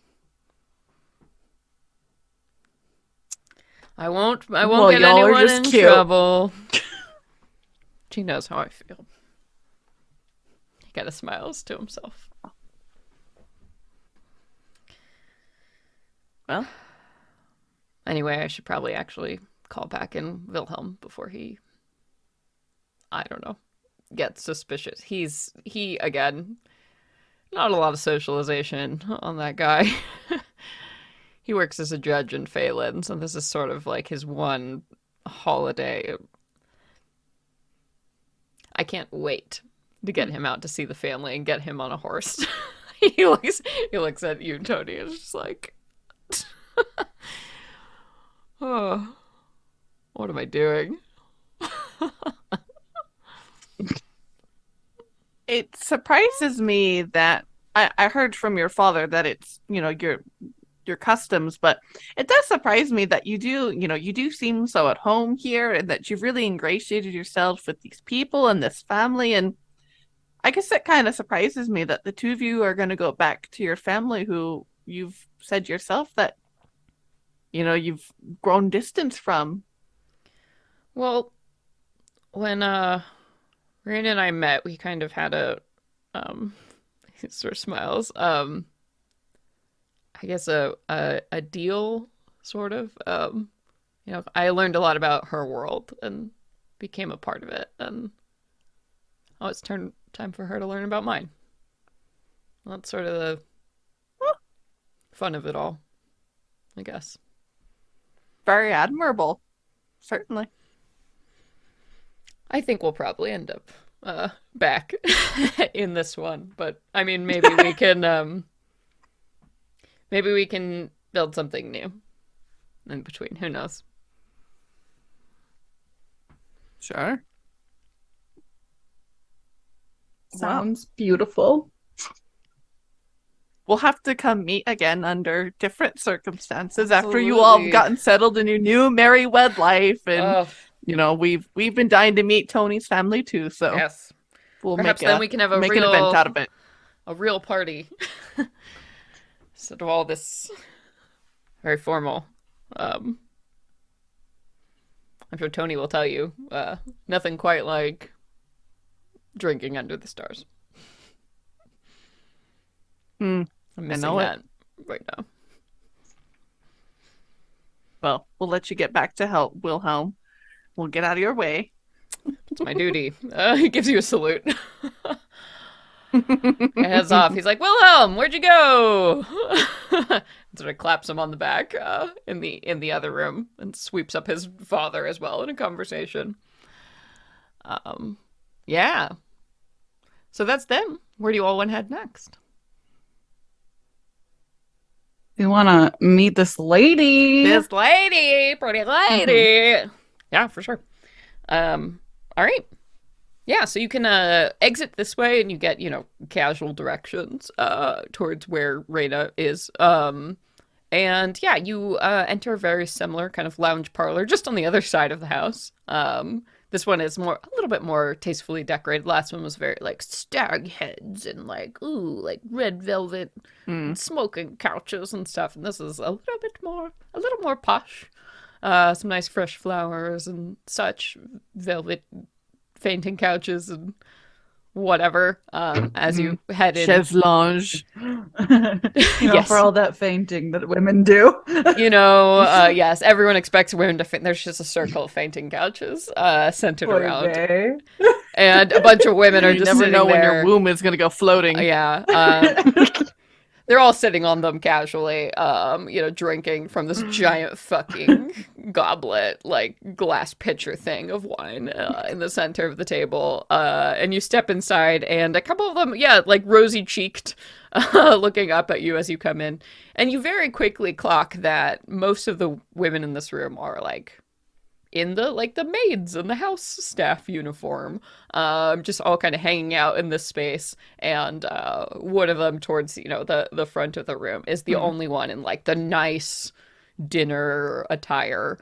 Looks like kind of the lady of the house, and she's got sort of a powder pale green hair look, like that you immediately set off. You're like, okay, these two, the two Eldred you've met so far. She looks over at you and she's like, "Oh, you all, you are the friends, right? The Sten's Friends of Enzo. Yes, and Enzo, yes. Come in. Do you need us to freshen your beverages?" She kind of giggles, and some of the other women in the room were like, rosy cheek wine drunk. Aoife's looking at like a still full cocktail glass, and it's like, I'm good. Well, whenever you need one, it's all fine here. Please sit. Are you enjoying the festival? I'm sure it's much more fun out there than it is in here. Oh God, did I introduce myself? I'm Ariadne. This is my summer house. It's a pleasure to meet you. Welcome. Thank you for having us. I mean, it's beautiful. You have such a beautiful summer home. Like the fact that it's your summer home. We've paid a lot of very talented people to make it look beautiful, so they thank you. I will pass along my thanks. Well, Anyhow, is there anything I can help you with?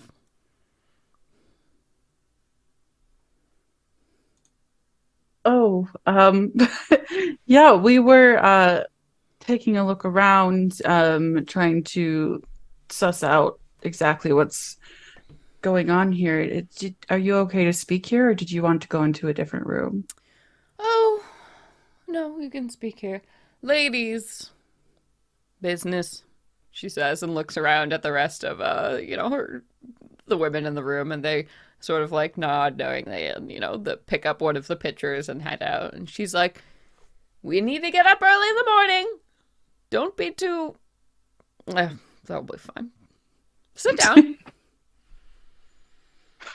Thank you. If there's one thing you Love it. learn how to do in Eldrin society, it's to put on a brave face in the morning. Anyhow. I've heard. Yes. What can I do for you? Yes, questions? Whatever. It seems there's been quite a few brave faces, considering the mysterious events that have been happening around since the engagement was announced. Oh. What's mysterious about it? It's young love. That's mysterious in and of itself, but Yes, I mean hormones you are flying happy to around. see. But you are happy to see this match met, though. They do look so lovely together. Oh, if you had asked me probably a year ago if I would approve of this, I don't know if I would have said yes.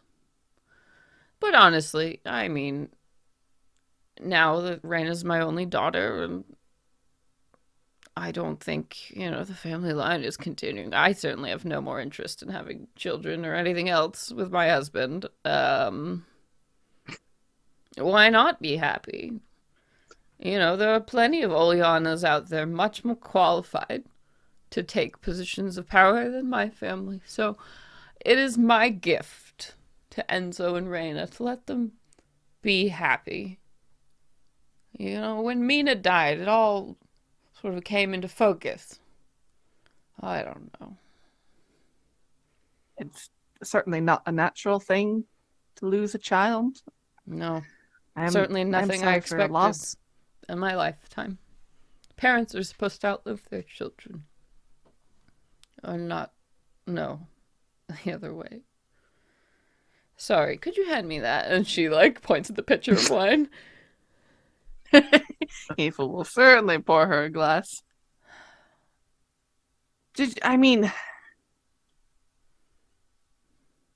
if you don't want to get into it, that's certainly all right. But I No, mean, let's get into it. You're here to investigate. drowning seems so unusual for living at a place that's got a built-in lake, for living in a city on the ocean. Yes. Did you all suspect or investigate? Oh, the whole thing was terribly tragic. Mina was out on the lake, and it was a bad summer and storms, and she must have been out there climbing on the rocks, and she must have fallen. When we found her, she had a terrible blow to her head, and she must have slipped, and that's what killed her. Isn't that always the way? A bright girl, beautiful girl, world of possibilities. One little fall. And it's all She gone. go out there by herself? It seems like there's so many people all over the place over Oh, here. I don't both know. my girls, I raised them to be their own. Yes, they were very adventurous. Always climbing and swimming. And... Yeah, an insight check? Yeah. Yeah. I would like to agree.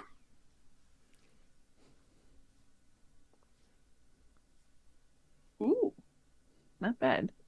19 plus 7, 26. Jesus Christ. Okay. Well, that's better than mine. So You both keyed into this. This woman seems being really fucking honest about this whole thing. And you know what? She's probably the person you've seen who's probably the most on board with this relationship of anyone you've talked to so far. And yeah, she's sauced, though you can tell she's probably playing it up a little bit more than she actually is. You don't know why. Maybe to be fun or like, who knows? But she seems to believe with perfect honesty everything she's saying to you. And she is really sad about it. And honestly, she misses her daughter a lot, but she is really happy for her other daughter.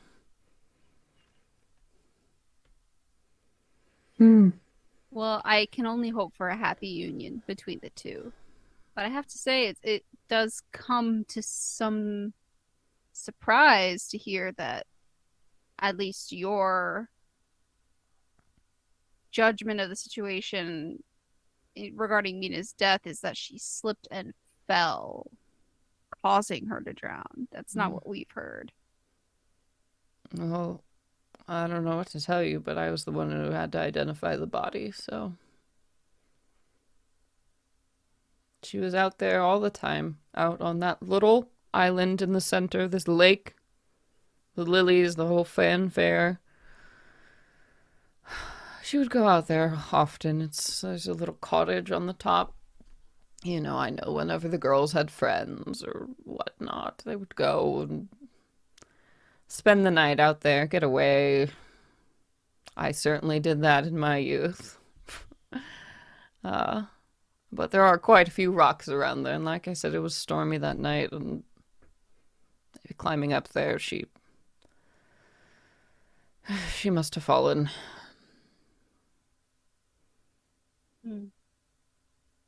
Why she was out there on such a godforsaken night, I don't know, but she was always a very stubborn child. So is Reyna. It's part of their charm. Tell me, does this... Frankly, I mean, you know why we are here. We want to discover if there's any Fae involvement, so I have to ask. Are there any debts owed in your family to the Fae? Any favors? No. We've been in Phelan for so long. You have to understand, when you're in this society and you don't have a lot of... No, absolutely not. It would be a scandal. I mean, I can't speak for myself, but I'm pretty sure my husband isn't interested enough to do such a thing. And I doubt my daughter would be. And Enzo, who looks an awful lot like you, by the way. Don't think I haven't noticed. Seems like a perfectly honest boy. I think he's quite good for my daughter, actually. I think it's probably a better match than he and Mina were ever going to be.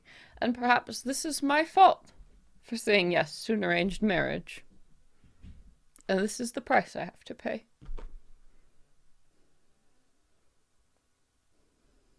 I don't want to believe that karma is that harsh. Well, who knows? I haven't been a very kind person in my life. But it's politics.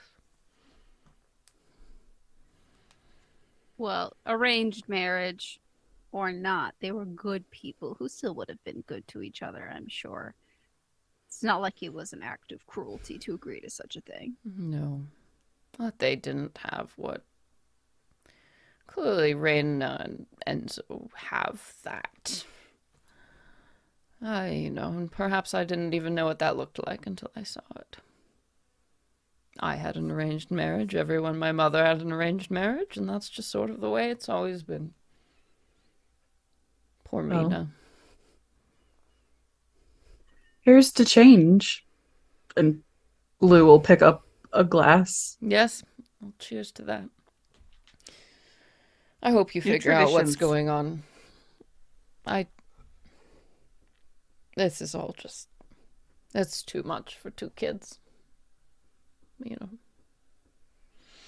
At the very least, it'll make for a funny story when they celebrate their 10-year and they get to look back at this Yes. wild time and laugh. Yes. Fair enough. Well, we would love to speak to your daughter if you could point us in the right direction. Oh, Rainer was in here earlier, but she's bone tired. All of this, I think, the stress. She's already retired for the evening, but please do catch us at breakfast. Poor girl, she's been through hell, and everyone keeps looking at her sideways, accusing her of being pregnant. She's not, I assure you. But if I hear the word shotgun wedding one more time, I think I'm actually going to kill someone. We would never say anything like that. I'm better with a sword than I look. I would not want to be on the pointy end of a sword with you holding it. That's for certain. You better believe it. Okay, well, I mean, how many days do we have left until the wedding? So this will be officially, so it's going to be on the Festival of Day. So this is one night. So you've got 2 more nights. And then on the dawn of the next day is the festival. So it's okay if we catch her in the morning? Yeah. Okay. Still got a couple more days. Is it like late night time to say goodnight? We can't really chat with any more people. Yeah, it's getting around 9, 10, so people are probably going to start to retire because if dinner went long, and of course, it was long because they're rich, so they had multiple courses, and then they've already had drinks. People are starting to fade very quickly, like the lady of the house here who seems about ready to go to sleep on this fainting couch. Okay. For sure. Tony's gonna crowd y'all and say, okay, I want to stay on the grounds for this night. Just to see if anything passes through. I don't know what I'll find. I'm not expecting anything, but I just want to be close to the family tonight while we wait for the morning to chat with Raina. Did you want to stay with Enzo tonight and watch? I can, I mean, if you guys don't mind, I can come meet up with you later. I don't need a lot of sleep, so I just wanted to go meet up with Cassie at the lake. No, go ahead. Please. But if you need me, find anyone with one of these, and she has like the little earpiece, and scream at it, and I will probably also scream and ruin my date, but I will come. Just scream at a party planner. Just Yeah. Blue, get over here. Because even if I can't hear you, they're going to talk shit about you in 5 seconds. True. Fair. I would be happy to stay with Enzo tonight. I think I might try something. I've got an idea. Oh, is this a secret idea or? Well, I've got a bit of magic that lets me see invisible things. So if there's something sneaking into his room at night, at least for a few hours, I'll be able to detect it. Okay. Just a little thing. I can see invisible things. Just You magic no users worries, are most crazy. Super fucking magical. I mean, your glasses do the same, you know, also see magic shit. So But do you know how hard I had to work to make those? I just I blow am some dipping sequins these- around. and the blood of a dwarf. No, yeah. All right, sweet. Well, y'all make your plan real quick. I had 30 seconds. I have a pre-made cocktail in the fridge. What's it? Please, Nice. please, I would be insulted if you didn't. So yeah, Lou's going to want to do that if you guys are okay by yourselves, and then she'll come meet up with you. Yes, go Yeah. have your date. It's a get to know each other. I wouldn't say date. She didn't say date. She said meet by the lake. So that could be anything. I might get murdered. Who knows? I very much doubt that, Lou. You're very hard to murder. That's true. She's just a consultant anyway. I mean, Yeah, she's working for you. She's a consultant. What are you? Wait, who's Okay. getting murdered? Are we murdering Cassie? What are She's we doing? Lou's just talking about going by herself to the lake, and she's like, I don't know if it's a date. For all I know, I could get murdered because I'm going somewhere without anyone else around. Maybe you should go to that island, maybe find a rowboat, and do some investigating and have a meet cute. 2 birds, 1 stone. Date and an investigation. Some That's Scooby what Doo. Kel and I did, bullshit. and look at where we are now. You don't think that would be off-putting? I mean, if you don't think so, I mean, I do. Hey, Boo, I feel- heard somebody died on this island. Do you want to go look at it? I feel a little like guilty as it is, like leaving you guys to go do this. But so I wouldn't mind if you don't think it will be extremely detrimental to anything happening, because I mean, not like happening, just She I wanted seems to go extremely up for adventure. okay. I sure I got lockpicks and knives and a cold iron dagger. Oh, this is not a So date they're outfit. Pushing you away. Like, Luke, please go. So Aoife, you are going to go into Enzo's room and watch over him while he sleeps. And then Tony, where are you headed? I'm just gonna be in the property, like the grounds, Okay. just to see things coming in and out of the building, anything like that. Okay. Just like a guard dog. So kind of walking around like the perimeter. The house is pretty big, so just sort of walking around the outside. Yeah. Okay. All right. So you all, head your separate ways. And Aoife, you link up with Enzo eventually, who he's like, all right, he gets, has you wait in his room. He gets into jammies and brushes his teeth and stuff. He's like, I genuinely can't say I've ever had somebody watch me fall asleep, but you know what? I'm very tired, so. Oh, Do you need anything? Like a, I don't know, a robe? Like, I don't know what to offer you. Robe. She like picks up a pillow and she like smushes it and fluffs it and throws it behind her, and she's like, don't mind me. I'm fine. I've never done this either, if it makes you feel any better, but strange times. Yeah, it's sort of like a sleepover.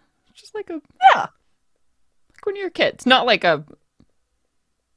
Anyway, okay, I'm gonna go to sleep, I guess. Okay, good night. He like throws the covers up over his head. Amazing.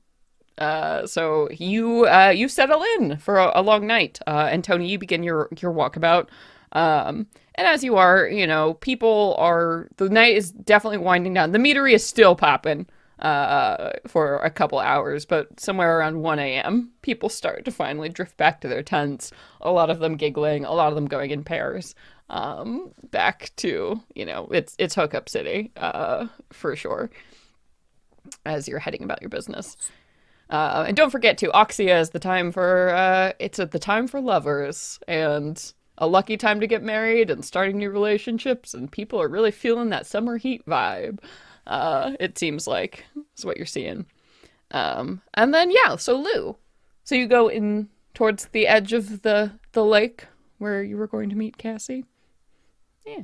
Yep, she just on the way is like straightening her hair and redoing it like 18 times, and finally is like, fuck it, and just leaves it down all over the place. And she's like, this is like, I look less uptight. Sure. And she's just like talking to herself and takes a deep breath. She's like, shut the fuck up, Lou. Go talk to a woman. Marches down to the lake. Yeah, you do. And you see like sitting on one of the many benches, kind of ringing the lakeside. It's absolutely meant for viewing, and it's a beautiful summer night as well. Full moon, stars all over the place, just freaking gorgeous. And you see Cassie sitting there on one of these benches, and she seems to be looking up at the sky. She hears your footsteps and turns around and says, "Oh, hey, glad you came. Hope you weren't waiting too long." No, I mean, how could you be mad waiting at all this? This place is gorgeous. That's true. I actually prefer nighttime. Sometimes, especially in the summer, it's just so fucking bright all the time. Right. Yeah, the eyesight thing, right? With Drow, Yeah. It's not usually too bad. It's only like really bright blaring light, so it's not too much of a hindrance. But I always like nighttime better anyway. Feels magical. Yeah, absolutely. I mean, I think probably most of the best things in my life have happened to me at night. Oh. Maybe another best thing can happen today. Night. Well, I certainly like that. Do you want to keep sitting or walk around? I don't know. Are you a walk and talker or stare serenely at the lake? I mean, I could go either way. Actually, I don't know. I feel weird about asking this, but I am here for a reason, and I was wondering, there was a little cabin of sorts on the island. Maybe we could take a boat trip out there, and look around together. Get some work done while we get to know each other, so I feel less fucking awkward. Okay, you want to take me to a cabin on a lake at night? All right. Oh, but I mean, I just like whatever we're both comfortable. We'll see. I'm good. Do you have a boat? I guess we can probably find one around here, right? Lou just like looks around with her like crazy laser drow vision. Yeah, there are a couple, like those little like locked up boat houses, where that looks like they probably have like paddle boats. Like that's what you would need. Like one of those things you would sit in two people to like go across. It's the a lake. swan. Yeah, this is like a lake that would be in a major park. So like Golden Gate Park in San Francisco, or Central Park like in New York. Like that's about the size of it. So it's a very cute paddle boat lake. Yeah, Lou will be like, not that efficient, but I see some paddle boats over there. If that works for you, transportation wise. Yeah, sure. Okay. Great. Yeah, and you can head on over there, and while you're walking, she's like, "So can I ask, I don't know. Again, I don't know. Just let me know if this is like a me being too curious or insulting. I'm sure I probably almost insulted your friend earlier when I asked if she was from the wilds, and she's a satyr, but I honestly have not met a lot of drow in the Empire, and I was just wondering, did you grow up in the Empire, or? Oh, uh, no, I actually I grew up for like not to tell my age, but it's literally to tell my age. I grew up till I was about 40 Hmm. in the Underdark, and then or the Underworld, and then eventually you know, it wasn't the best growing up, but I found my found family Hmm. and came up to the surface and been here a little over 50 years. And I mean, oh my God, the She's like, whew, food. okay, we're about the same age then. Oh, I'm always thank a little God. worried. That's always so awkward when you're like, oh no, Yeah, I'm sort of immortal, right?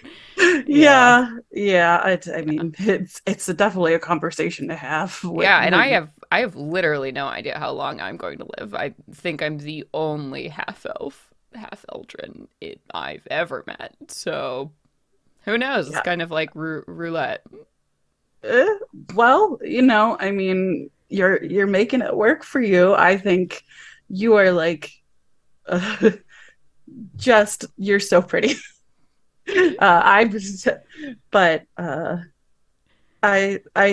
did what was growing up like with that?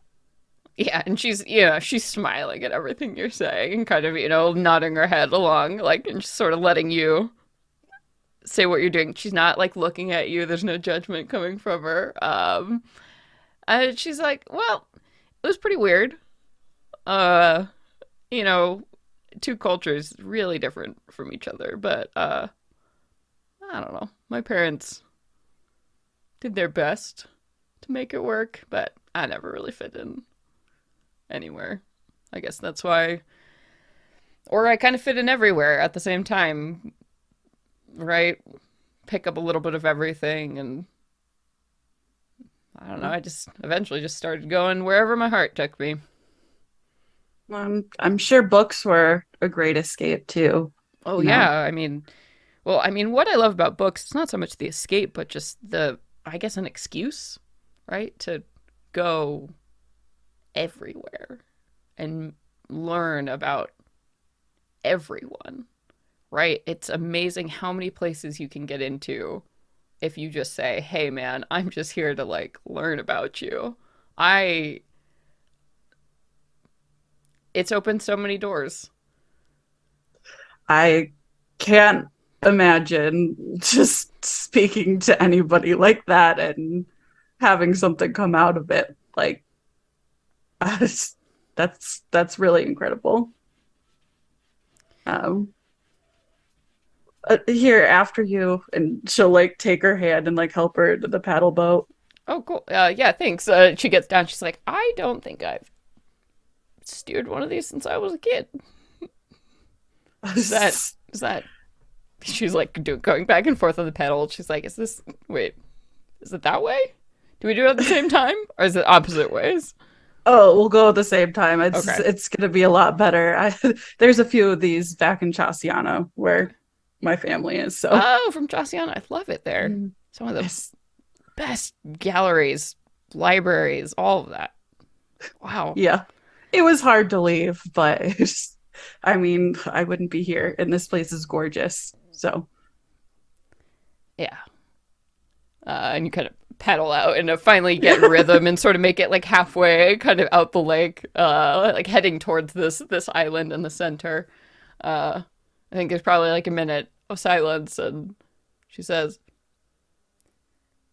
so I don't want to, again, sort of rush into anything here, but I do get a really good feeling about you and us and stuff, and I just kind of want to ask, um, what if I this big love you had, right? And lost. And I know, I'm sorry, I'm not supposed to know about it. Your friend Aoife is really forthcoming and stuff. And I feel bad that she told me so much. So I'm just going to level with you and said, that happened. And I know that. And was this something like a major personality flaw that I should avoid, or some kind of I mean, it's a whole thing. You see someone and then 10 years, that's a lot to live up to. I don't know. Is that. It's- fuck. Okay, we're gonna talk about this on first date.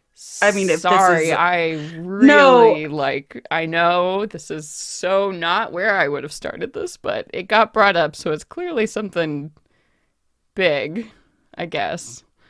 yeah, I mean, I'm not gonna beat around the bush. I don't really is someone who's not exclusively dating elves or anything like that. I kind of don't believe in one true love, because who knows? I don't want to live my life alone, but she was really special, and I thought that we were going to have a lot longer together. And that's not how it worked out. But I mean,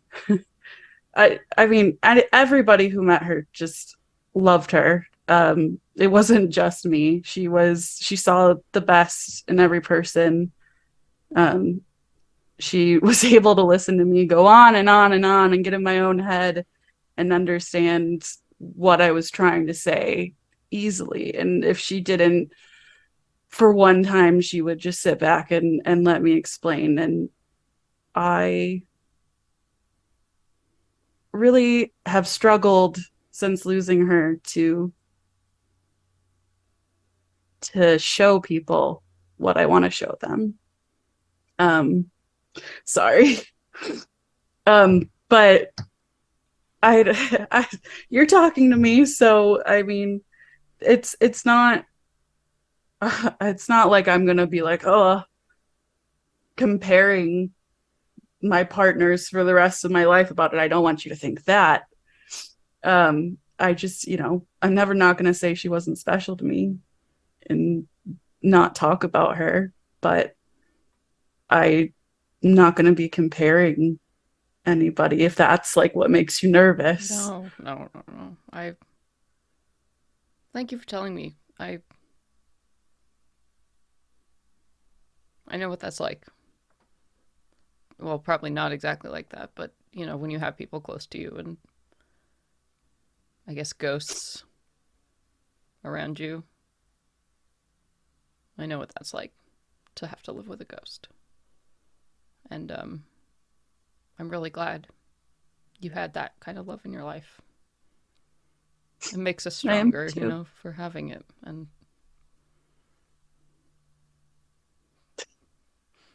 I mean, yeah, she definitely made me better. And I mean, I hope that, I know there are lots of people that I've had in my life who've done that for me, and I hope that I find a lot more. So I think that I don't know. It's really weird to me that you're not jumping off the side of this boat. I don't even actually like boats, to be honest with you. I'm just trying to act I don't really either, confident. but I'm leaning into it. And she taps you on the knee. She's like, listen, I have a feeling you are going to meet a lot of people in your life who love you. You just have that way about you. She, smiles at you. I mean, I'm not. I hope I can get to know you more, and but I'm not gonna pressure you about your own ghosts. Yeah, but I guess, you were so honest with me. I should probably. All right, I'm just gonna lay all my cards out on the table right here, I guess. So, being a researcher is one part of what I am, and then what is that? She says and kind of looks off across the water. And you see something, it looks like a figure? Is it like on the edge of the island? Sort of like laying prone in like the sandy beach. Sort of like a lump of like white there. Do you see that? But she kind of squints and she's like, yeah, What? or let's paddle. Yeah, and you like start kind of paddling harder. And around this time, I think Aoife too, you've been definitely like, it's been hours. How are you like kind of drifting off? Nothing has happened. Enzo has been sleeping, an occasional snore of just the exhausted. Mm-hmm.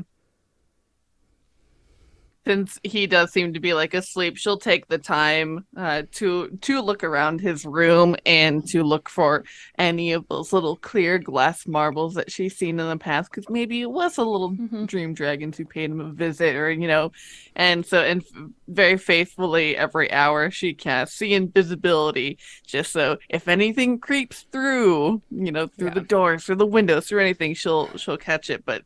She's definitely like pinching her cheeks and giving them a little like, slap. Oh my god, yeah, and like, you keep like doing this and like waking up and whatever, and like, yes, the spell, and you're like, oh man, and the hours just tick, tick, tick by, and you're like, God, nothing is going on. Like, and Tony, it's been mostly the same for you too. Just patrolling around. It's like after everybody goes to sleep, it's around 2, and probably for all of you around like 1 a.m., 2 a.m. Tony, why don't you go ahead and make me a perception check just while you're outside. See what side of the house you're on if you hear this.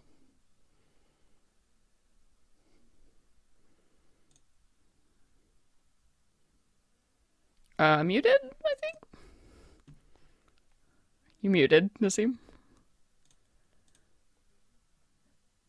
11. 11. Okay, then you do not hear this, but Aoife, a scream, like a shrieking, shrill scream, comes from just down the hall.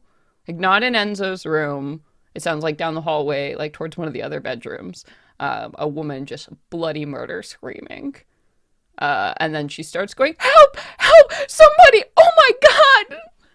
Screaming down the hall. Aoife books it. Yeah, so you go and you see Enzo's like, and kind of like wakes up and is like, what's going on? From sleep. But yeah. She'll before she runs out, she'll yell at Enzo, even though he's like snorting himself awake. She'll be like, stay here, lock the door, make sure the windows stay closed. I'll handle it. Okay, okay. And you're like, yeah, he's struggling. He's like, where are my shoes? Just trying to figure out what's going on. And you burst out of the bedroom hall, and you can see, like, down the hall where this is like a row of bedrooms, one of these long hallways, towards a door, like 3 or 4 down from where you are. There appears to be like a chambermaid. She's out there. She's holding like linens and stuff, or she was, that are now crumpled on the ground. And you can see the door to the room is open, and water is just gushing out, like seeping over her feet and like dripping over, the banister that leads down to the other floor. And she looks at you. She's like, help him! She says, and looks at you and is waving to something inside the room. She'll go inside. Yeah. So as you pass through the door, you see Tony's uncle, Laurie. He is like on his bed, and you see there's like water that is dripping down across it, like a bunch of water was just dropped down. You can't see the source. It's not really coming from anywhere, but it's moving across like the bed and the floor and seeping out into the hallway here. And he is like convulsing on the bed here, and he seems to be like choking, and you can see like water is coming out of his mouth. It's almost like he's drowning. Like, and he's like clutching at his throat, like he can't breathe. Yeah, Aoife will immediately run, and she'll go to the chambermaid, and she'll be like, there's a half-orc woman outside named Tony. Go get her immediately. She's patrolling the house. Yeah, okay. I'll do what I can. Okay, and she goes and And- she books it, and people are starting to wake up across the house, now, and it's not long, Tony. You have somebody's like you hear somebody screaming for you from outside, but Aoife, what are you doing? Like right away, this guy he is not going to live very long. Immediately she'll take the sheets and she'll use them in order to try and like drag him out of the bed and out of the water, and will as soon as she can, is there a place where the water is not as high, where if she were to put him up on his side? Yeah, so the water isn't high anywhere. It's like only a couple inches of soda or water, but as you like kind of turn him on Okay. his side, you can tell he's expelling water. It's like he's not submerged in water. It's like water is generated like inside his lungs, and you can't tell. It's like he's dry drowning, but he's coughing up water Okay. as if he had it all around him. And he's looking at you. His eyes are open. He's fully awake of this. He's fucking terrified looking at you. And he can't talk because the water is like spewing out of his mouth.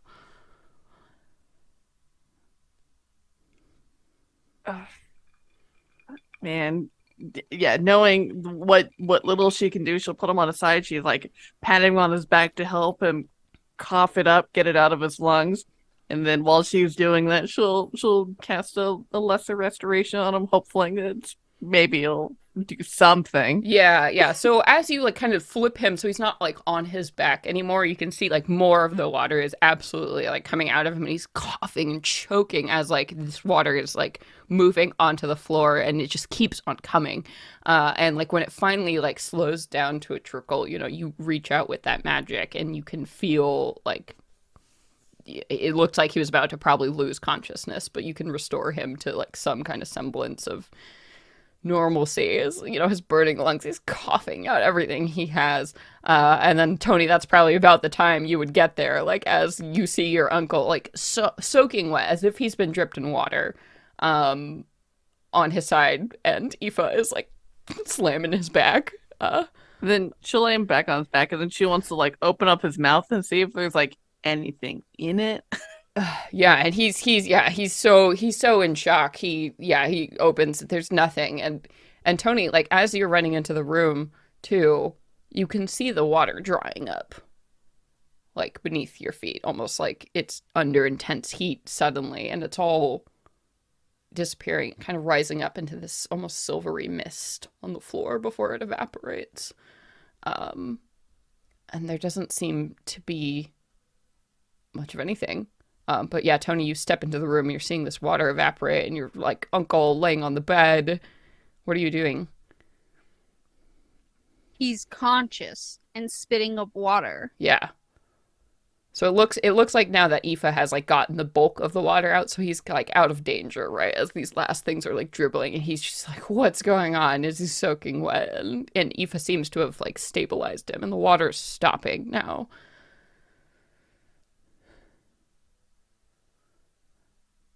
I don't know. I don't know what this is. Are you And- okay? Do you remember anything? Were you dreaming?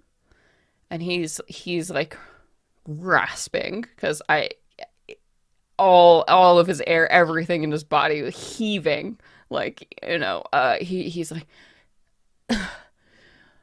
I don't and you see his eyes kind of gaze up and like across, from the four-poster bed that he's in to the far wall, and he goes so pale.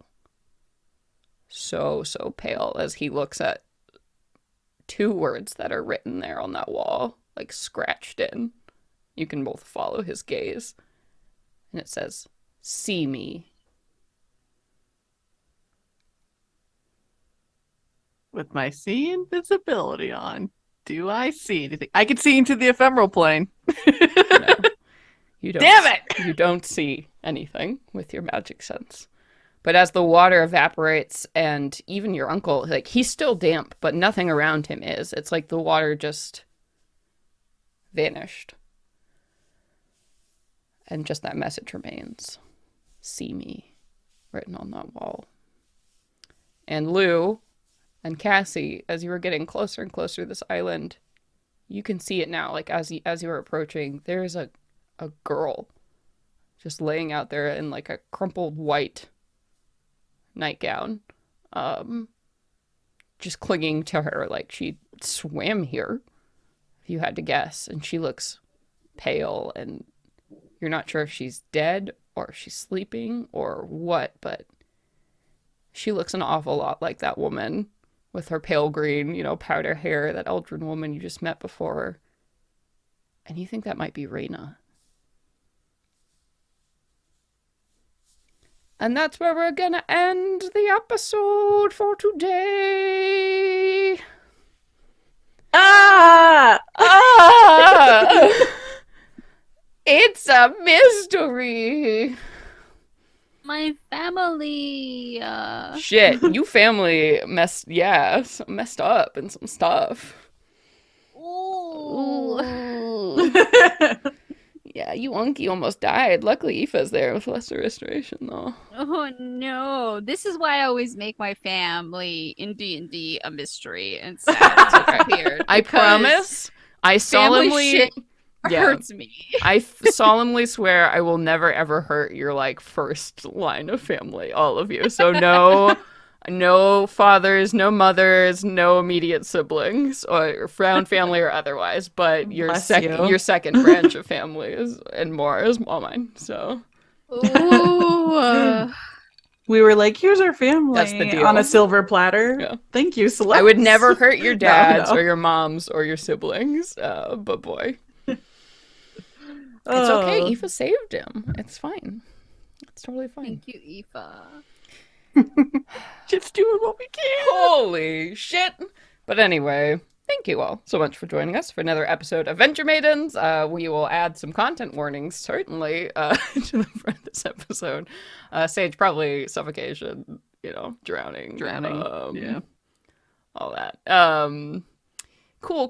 Thank you for being here. If you like what we do, please do like, subscribe. If you're watching this on a video platform, hit that button. It really makes a difference. And if you toss us a couple bucks by subscribing on Twitch or YouTube, all the better. That's awesome. You guys are our one and only source of income, so anything you can do to support the show, super appreciated. If you're listening, please do like, review, subscribe, give us some stars, particularly on Spotify, where we're kind of a newer show uploaded there, so we really need some reviews to get us up to the level, or just even stars. You don't even have to review to get us up to the level of iTunes reviews and ratings we have, so please do consider doing that.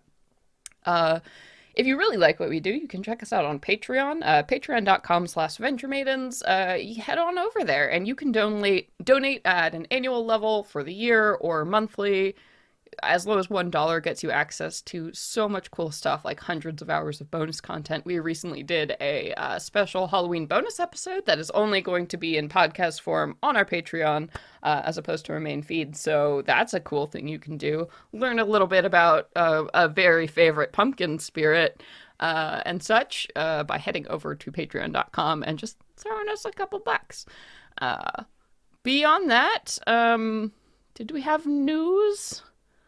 Really, I guess Katie and I are going to be at PAX Unplugged so soon. So if you're going to be Philadelphia 2022, if you're going to be there for PAX Unplugged, please hop into our Discord channel and let us know in the conventions channel that you're going to be there. We really want to take the time to meet all of the venturers at the con and organize, get some beers somewhere and just say thank you so much for supporting the show and stuff. So get in there and let us know. Was there any other news? I think that was the business. Nassim, did you want to repeat your news again? I'd be happy to. Yeah, why don't you go ahead, and it's always going to be a good cause. So let's talk, Nassim. Yeah. So hopefully, if you've been paying attention, you know that there have been protests in Iran for over a month now, and they have progressed to a revolution. The first feminist revolution in history. It is groundbreaking. It's unbelievable to happen in Iran, of all places. And they are asking for basically a new system. They're done with the regime, and they have been out day and night every day for over a month, protesting and demonstrating for a new government, and you can follow activists in Iran, Iranian creators, artists, celebrities. Like we've been posting about. I've been posting. Follow me. Like I'm posting about it nonstop. If you want updates. But there's a lot you can do to support, and it's even as what seems trivial in past movements as social media reposting and retweeting all those kinds of things. It's actually a good thing in this movement. If you can repost, retweet, share the things you hear about Iran and the protesters on the ground, that's a big help. And there's a website that I believe will be posted in the chat right now. I did not mention it last time. Let me say the words out loud this time. It's nufdiran.org. There will be a link in chat right now that will lead you to a script you can copy and paste, send to your representatives, and it will also help you identify, locate the email address, numbers of your representatives, because remember, they work for you. This is not political. This is a demand for basic human rights in Iran. And you can copy and paste this script, send it to your representatives, ask them to support those voices and their demands so that their sacrifices aren't in vain. They have been fighting day and night for change, for basic human rights. Yeah. And you can help. Yes. Both retweeting, re-sharing, all those things. Contact your representatives. That's what we want. And believe me, we are paying attention. We are seeing the people who are participating. Yes. And then also, if you are listening in the podcast audience, that link will be in the show notes. So if you go just look at this episode in whatever podcast app you're on, look down there. The link is right there. So you can figure out what to do. If you are not in the US and you're listening or watching, please share the link with folks that you know in the US. Please get the word out. It is the best way to make change. Great. So thank you. And of course, we always want to take some time at the end of each episode to say thank you to those folks who do donate to us on Patreon at the highest donor tiers. You folks are awesome. You keep the lights on. You're fucking rock stars. So let's go ahead and take some time to say thank you. Thank you so much, Cody Becker at Cody Rolls 4 on Twitter. Thank you, Debbie. Thank you, Curry. Thank you, Muffin at the one on Drury Lane. Thank you so much, Nissa McKinnon. And for our Farrah's Drinking Mates tier, thank you, Chris. Markalai, thank you. Thank you, Fable. Thank you so much, Tony. Thank you, Sheepish Gnome. And Ben, thank you, also known as Flower Crown Gaming. All right. That's it. That's all we have for you folks. So thanks so much. I've been your Dungeon Master, Celeste Conowitch. Hello, I'm Katie, and I've been playing Laveri Sath, your Drow Rogue. Salam, I am Nassim. I have been playing your half-orc fighter, Tony Silvertail. And I'm your life raft, Eva Flannery, played by Sage. Your first aid bard. First aid bard. Saver of family, love, and life. Yes. Thank you all so much for joining us. I can't wait to see what happens next time in 2 weeks. Ooh. But until then, everybody. Venture!